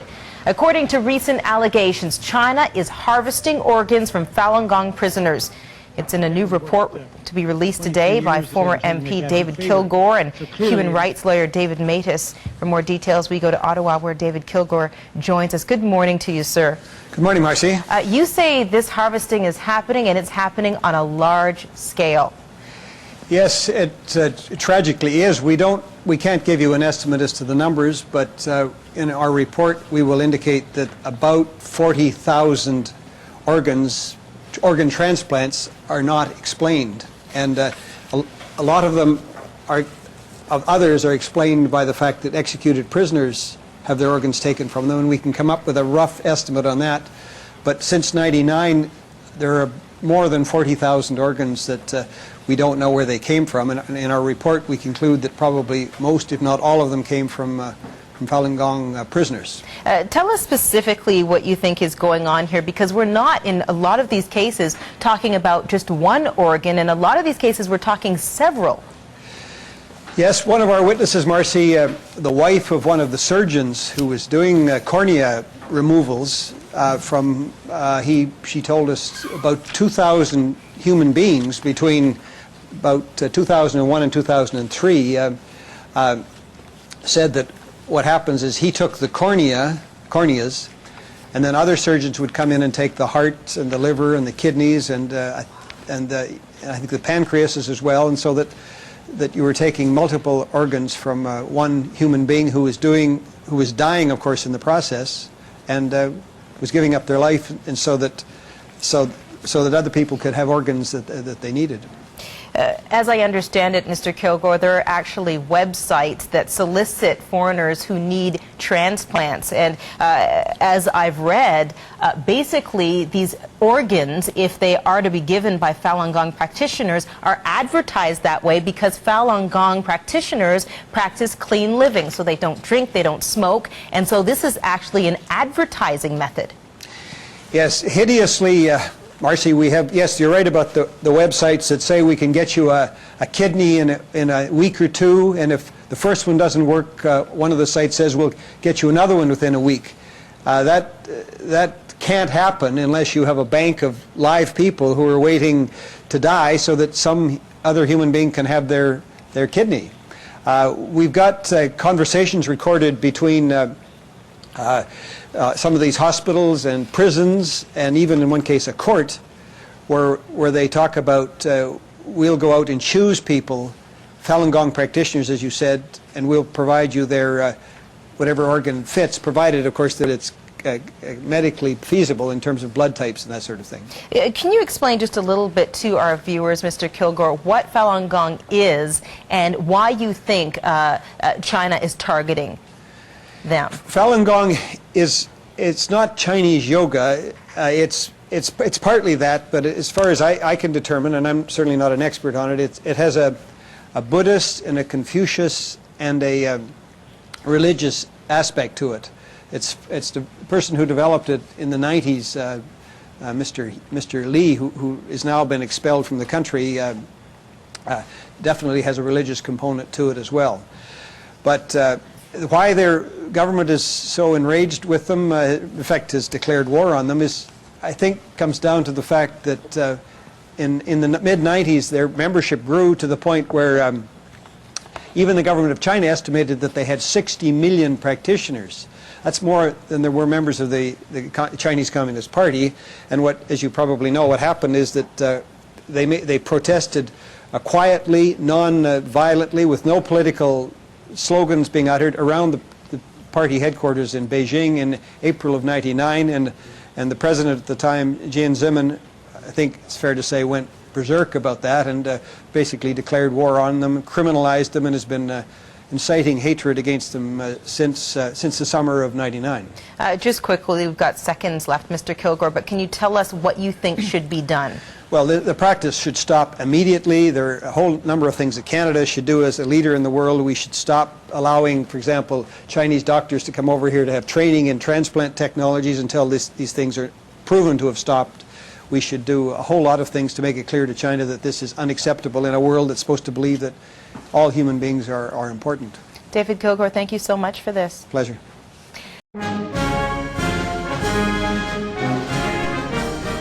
Hi folks!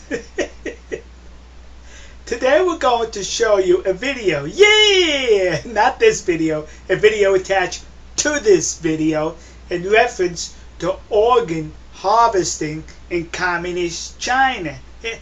Watch this video, but pay particular attention towards the end of this video. New evidence has come to light that further proves the case that the Chinese Communist Party has been harvesting organs from illegally detained Falun Gong practitioners. A new documentary has unwittingly bolstered the case championed by human rights lawyer David Kilgore and David Matus. Here's the full story. Organs are being harvested from live Falun Gong detainees in mainland China.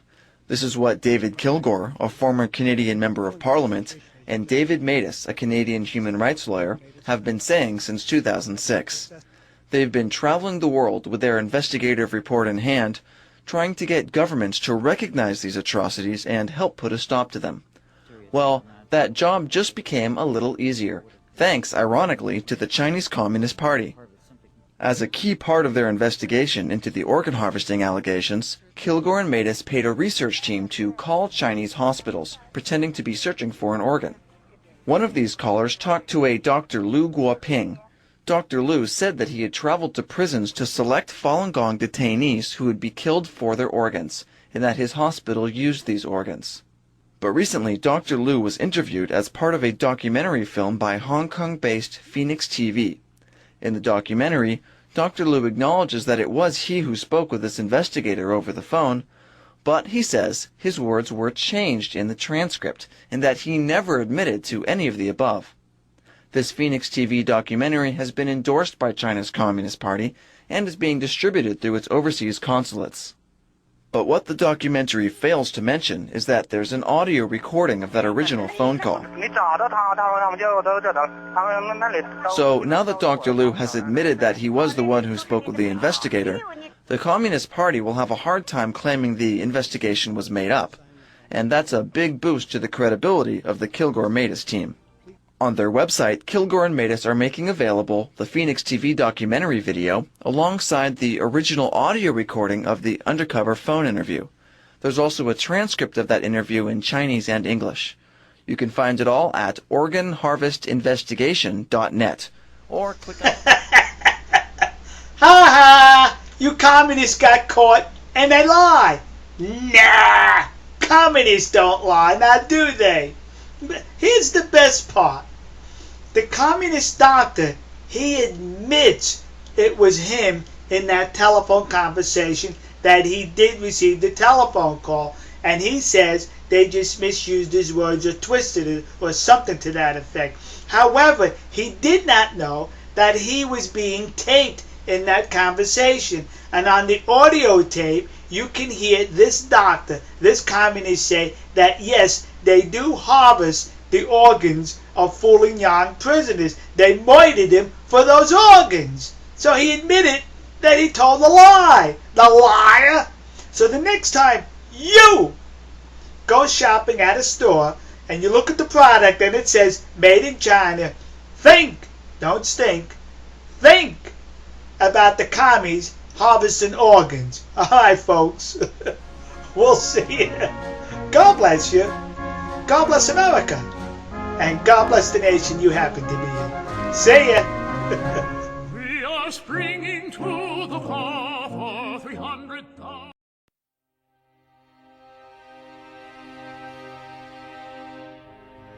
We call it a new form of evil on the world. It's never been done by any government in the past, to take a large group of its own people and say we're going to kill you without any kind of a trial, and we're going to sell your vital organ parts. An individual from the United States or Canada, for example, could anticipate undergoing transplantation on a specified date. It's a crime against humanity. It's abhorrent, and it needs to stop.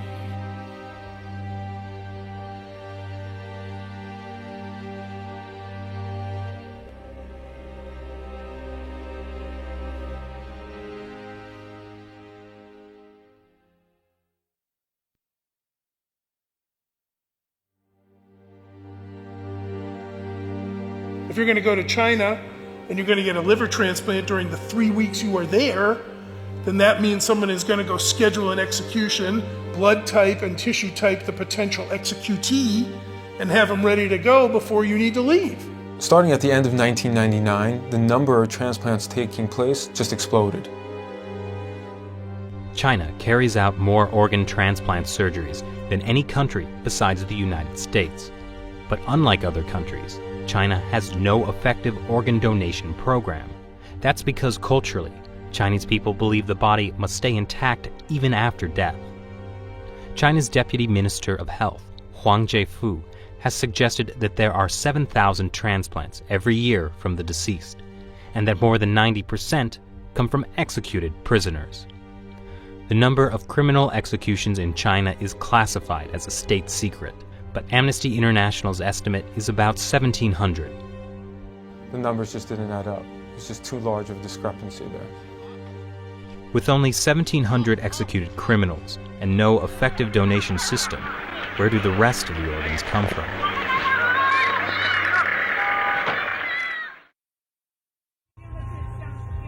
Zhao Shuhuan was put in a Chinese labor camp because she practices Falun Gong. 我每到一个劳教所，他都会让我们检查身体，给我们抽血验血。每个劳教所都是。 We estimate that in the period between 2000 and 2005, there are 41,500 transplants which have no other explained source. I'm absolutely convinced that over a long period from 1999 onwards, organ harvesting from prisoners has been taking place, especially with Falun Gong. 他领了到他那个马三家教养院有医院呢。 那个医院就是做我这理解好像就是验尿啊，抽干咳。 Doctors would come into the camps, they would look in their eyes, they would examine their organs with ultrasound and the like, and they were the only people in these camps who were medically examined thoroughly. In 2006, two Canadians, international human rights lawyer David Matas and former Secretary of State for Asia Pacific David Kilgore, started to investigate allegations of forced organ harvesting in China. They found at least 52 points of circumstantial evidence, including websites of Chinese hospitals offering matching organs in less than a week. It's just not possible unless you have an unlimited source of organs. And these are people who are alive. We're talking about live donors. The actual transplant surgery itself was the form of execution.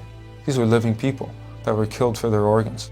Makes you think of some grotesque restaurant where you go in and you pick your lobster in a tank But these are human beings we're talking about. The military's making money off of it, the hospitals are making money off of it, the middlemen are making money off of it. And we talk about money, we're talking about a multi-million-dollar operation.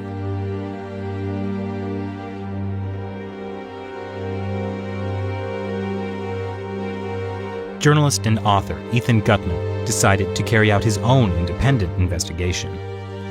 We had witnesses of disappearances, people who'd been examined and then had disappeared, busloads, entire prison wards which had been emptied out. The signs began to look like something much, much bigger. Like Tibetans and house Christians, millions of Falun Gong practitioners are being persecuted in China for their beliefs.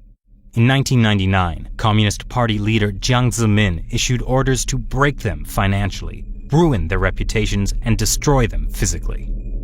Since then, thousands of Falun Gong practitioners have disappeared without a trace. What happened to the disappeared? They, as far as we know, they're still there in these camps. Many of them had killed through organ harvesting, but the rest are still there, and they're the organ data bank for China.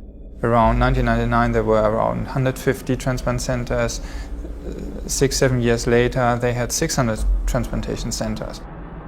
This is an increase by 300% within such a short period of time without an organ donation program. Military hospitals get watched in China, okay? There is nothing they can do without the party central taking note of what they're doing. Was this run by triads?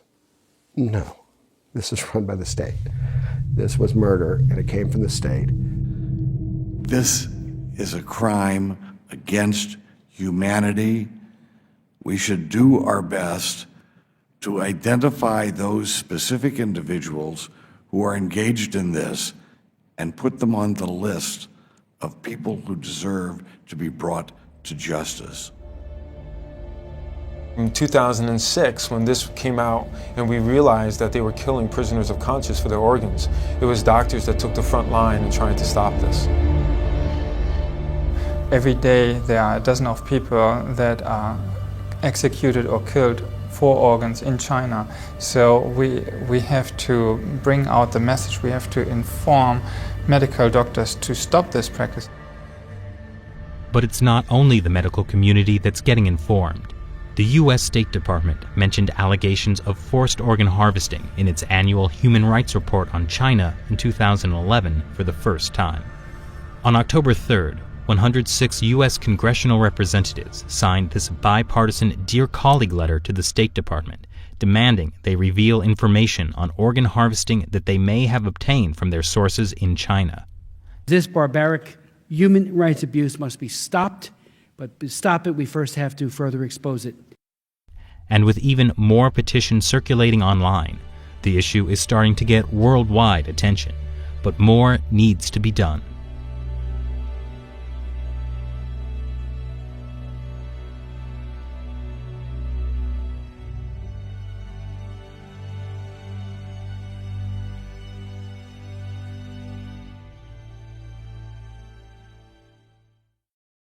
Organs are for sale in China.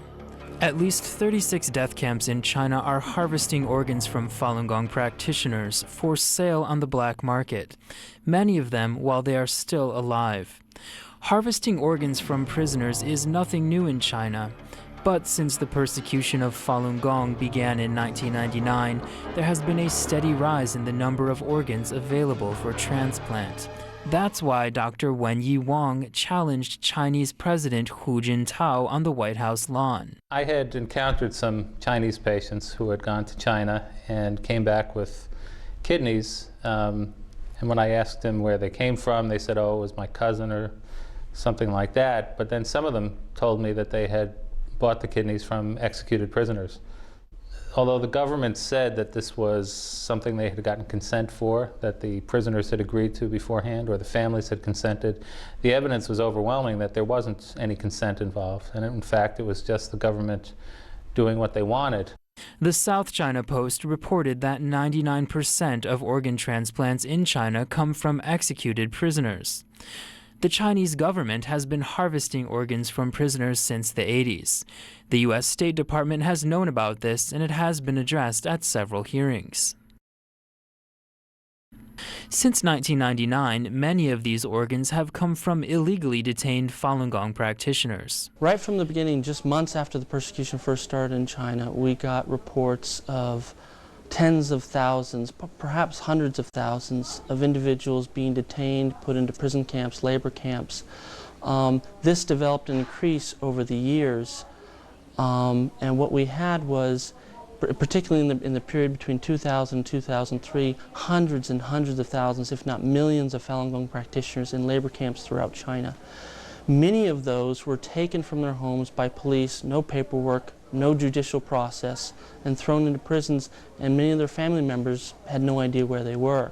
2 witnesses from mainland China were the first people to go public with information about organs being removed from live Falun Gong practitioners at Sujiatun Medical Facility in Shenyang City. Only Falun Gong practitioners were detained at Sujiatun. There were about 6,000. Since then, a Chinese military doctor has said that there are at least 36 camps like Sujiatun throughout China. Most Falun Gong practitioners are held in the northern regions of Heilongjiang, Jilin, and Liaoning. Subsequent investigations by the World Organization to investigate the persecution of Falun Gong have confirmed these findings.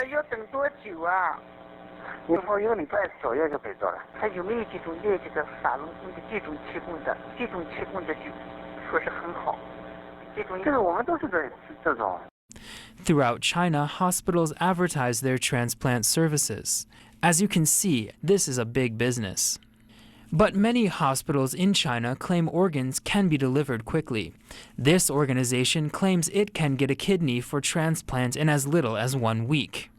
源你不用担心，肾源指定质量很好。我就担心他这个能等多久啊？他那个那不一定，如果你还跟你的血型有关，还跟你的配型结果有关，有可能咱们这第一天出院没等第一回出院，第2天就配上的呢，还有这种情况，也有可能等一段时间才能配上。If you could, know the blood types of everyone you had in prison, and if you could execute people to order, then you could certainly deliver hearts and livers, and anything else you wanted to do on a short time frame. The current wait in New Jersey for kidneys is 4 to 5 years. In New York City, it's 8 to 10 years. And the Communist Party has its own organ bank. Hundreds of thousands of imprisoned, often undocumented Falun Gong practitioners. There's no other way of guaranteeing the opportunity of having an organ available on a scheduled basis other than to say we'll have to schedule an execution. One imprisoned Falun Gong practitioner was told her organs were not good enough for transplant. First they had my kidney examined, then my blood, my skin, my liver, and then my eyes. After the exam, they determined that I was sick and took me back to the concentration camp. It is unknown how many Falun Gong practitioners did suffer from the fate Yuji Wang narrowly escaped. Falun Gong practitioners worldwide are calling upon all people of conscience to investigate further and help put an end to organ harvesting in China.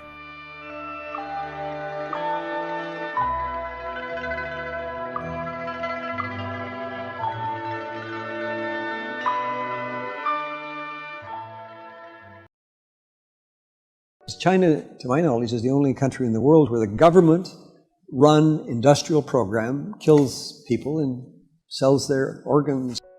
In 2006, it first came to light that prisoners of conscience were being killed on demand for organ transplants in secret detention facilities throughout China. It was back in 2005 when a patient of mine came to me one day and told me that he was told by his insurance company to go to China in 2 weeks' time as he was scheduled to undergo heart transplantation.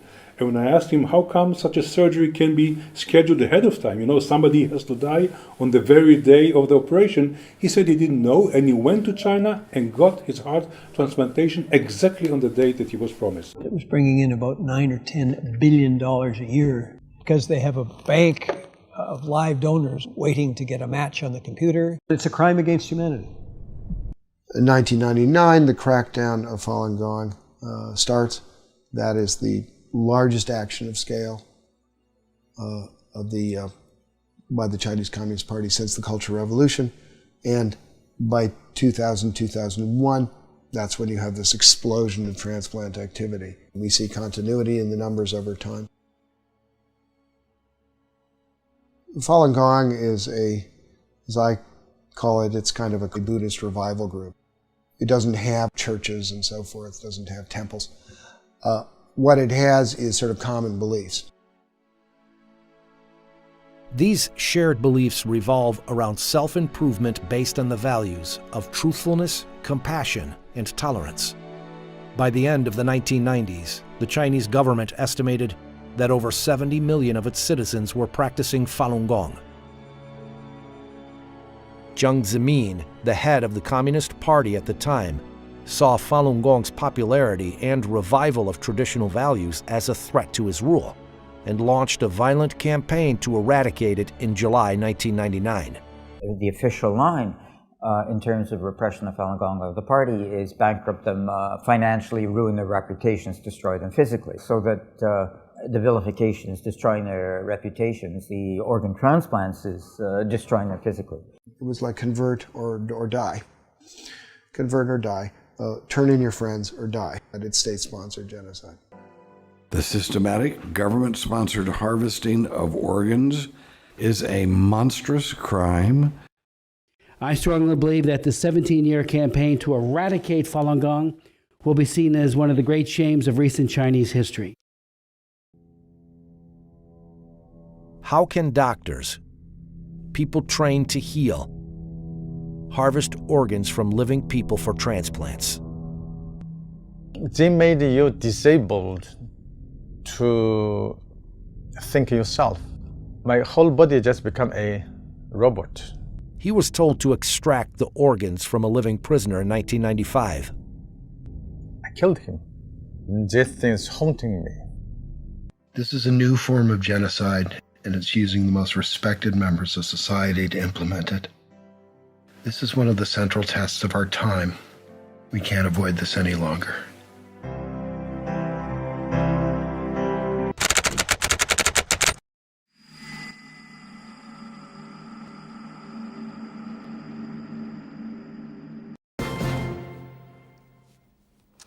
The Hong Kong government is expected to introduce laws next week to ban the trade in human organs from China. Taiwan is expected to do the same following protests by human rights organizations. They say the organs are taken from executed prisoners.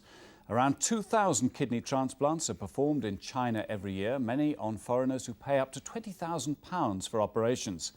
China says organs from executed prisoners are used only very rarely and only with the prisoner's prior permission. This special report from Sue Lloyd-Roberts. Every week throughout China, groups of prisoners are sentenced to death in public. On special days like National Day and the New Year, which are televised, the numbers can swell up to 100.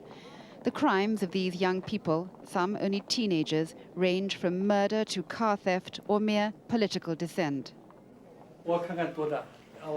Under this scar left by a kidney transplant operation in China, there is almost certainly the kidney of an executed prisoner. It's claimed that 90% of the organs used come from this source, and a lucrative trade is developing from patients who come to China for transplants from America, Europe, and nearby Hong Kong. It's believed hundreds of foreigners are coming to China every year for their kidney transplants to hospitals like this in Canton that services the Hong Kong market, and that the number is increasing all the time. What worries human rights organizations is the possible connection between this growing business and the increase in the number of death sentences being handed out in China today. While the prisoners are taken out to be executed, an unmarked ambulance containing doctors and the equipment necessary to extract the organ leaves the hospital for the execution site. Here in a hospital in central China, a patient is prepared to receive the executed prisoner's organ. In the complex transplant process, every minute counts. My kidney was very fresh. The doctor said the prisoners were young, all under 25 and healthy. They took the kidneys out at the execution site, less than an hour's drive from here. Although the patients were keen enough to talk, the use of executed prisoners as organ donors is not normally talked about in public in China, and certainly not to foreigners. I and my Chinese colleague were asked to leave. Most of the information about the execution and transplant program in China comes from outside, from expatriate Chinese like Gao Peikui, former deputy police commander in Shenzhen City, who's currently seeking political asylum in Britain. He claims there are at least 10,000 executions in China a year, describing them in horrific detail. The procedures differ according to different areas in China, but for the most part, they tie the prisoner's hands behind his back. They also put a rope around his neck to stop him shouting out anti-government slogans before he dies. Just before they shoot, they make him get down on his knees, and then, to ensure that the marksman can get a good shot, they may bayonet him in the back to make the torso go rigid. In the 10 years that I worked for the Public Security Bureau, I never saw or heard anything to suggest that death row prisoners were asked for their consent before donating organs, nor was the family asked. In fact, the prisoner's family would be held under house arrest while the execution were taking place. Only after agreeing to pay for the urn would they be allowed to come and collect the ashes. And even more grotesque, this evidence from a doctor who, as a medical student, was ordered to remove kidneys from prisoners while they were still alive. I was ordered to take both kidneys from an anesthetized prisoner. Without both kidneys, a person dies within 24 hours. After I had sewn him up, the organs were taken away by helicopter. Of course, kidneys are better fresh, and I can only assume they were for a high-ranking party member. Beyond the demands of the party, organ transplants have become big business in China. They've modernized Hospital No. 1 in Chengdu to accommodate patients from abroad who pay the hospital £20,000 for a kidney transplant. It was regarded as a routine matter when we inquired at the hospital about arranging an operation for a fictitious sick relation. We were told there'd be no problem, and they were accustomed to patients from overseas. Most from America? America, maybe the majority America, and somebody from Macau or Hong Kong or something. All over the world. We were referred to Comrade Wu, the hospital's liaison officer with foreigners, to discuss money, a meeting that I filmed secretly. No, we don't take credit cards, she said. We prefer cash, preferably dollars. Things are done differently here, she explained. We can do what is impossible from the legal point of view in your country. But she became quite agitated when I asked whether this meant the organs come from prisoners. I'm not saying whether it's prisoners or not. The state policy is that you are not allowed to meet the donors. I suggest you stay out of this and don't get involved.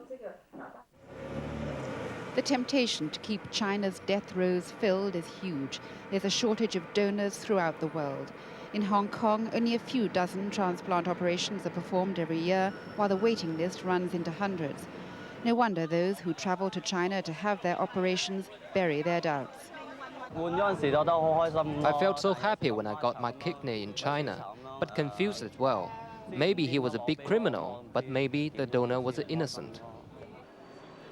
Although the Hong Kong government is introducing laws to ban the trade in organs here, it argues that in a territory that rejoices in the free market, it's powerless. There's no way that Hong Kong can, through laws or otherwise, stop people from going to China for treatment one way or the other. And of course, transplantation is a form of treatment. It's the involvement of doctors in this kind of treatment that has outraged the Western medical community and encouraged Ronald Gutman, spokesman on ethics for the International Transplant Committee, to call for a boycott on all Chinese doctors and hospitals involved. I don't think that doctors should be associated with death chambers. I have a hard time believing that you can dissociate a post-execution process from the execution process itself. And I think that executions are issues that should be left to the state and the judiciary to decide whether they do them or not, and that the medical profession should stay away. In most villages and towns in China today, you find execution notices. Human rights organizations claim that the number of death sentences being carried out is higher than at any time since the 1950s. They fear that with the financial advantages involved, there's little incentive to reverse this trend. Sue Lloyd-Roberts, BBC News, China.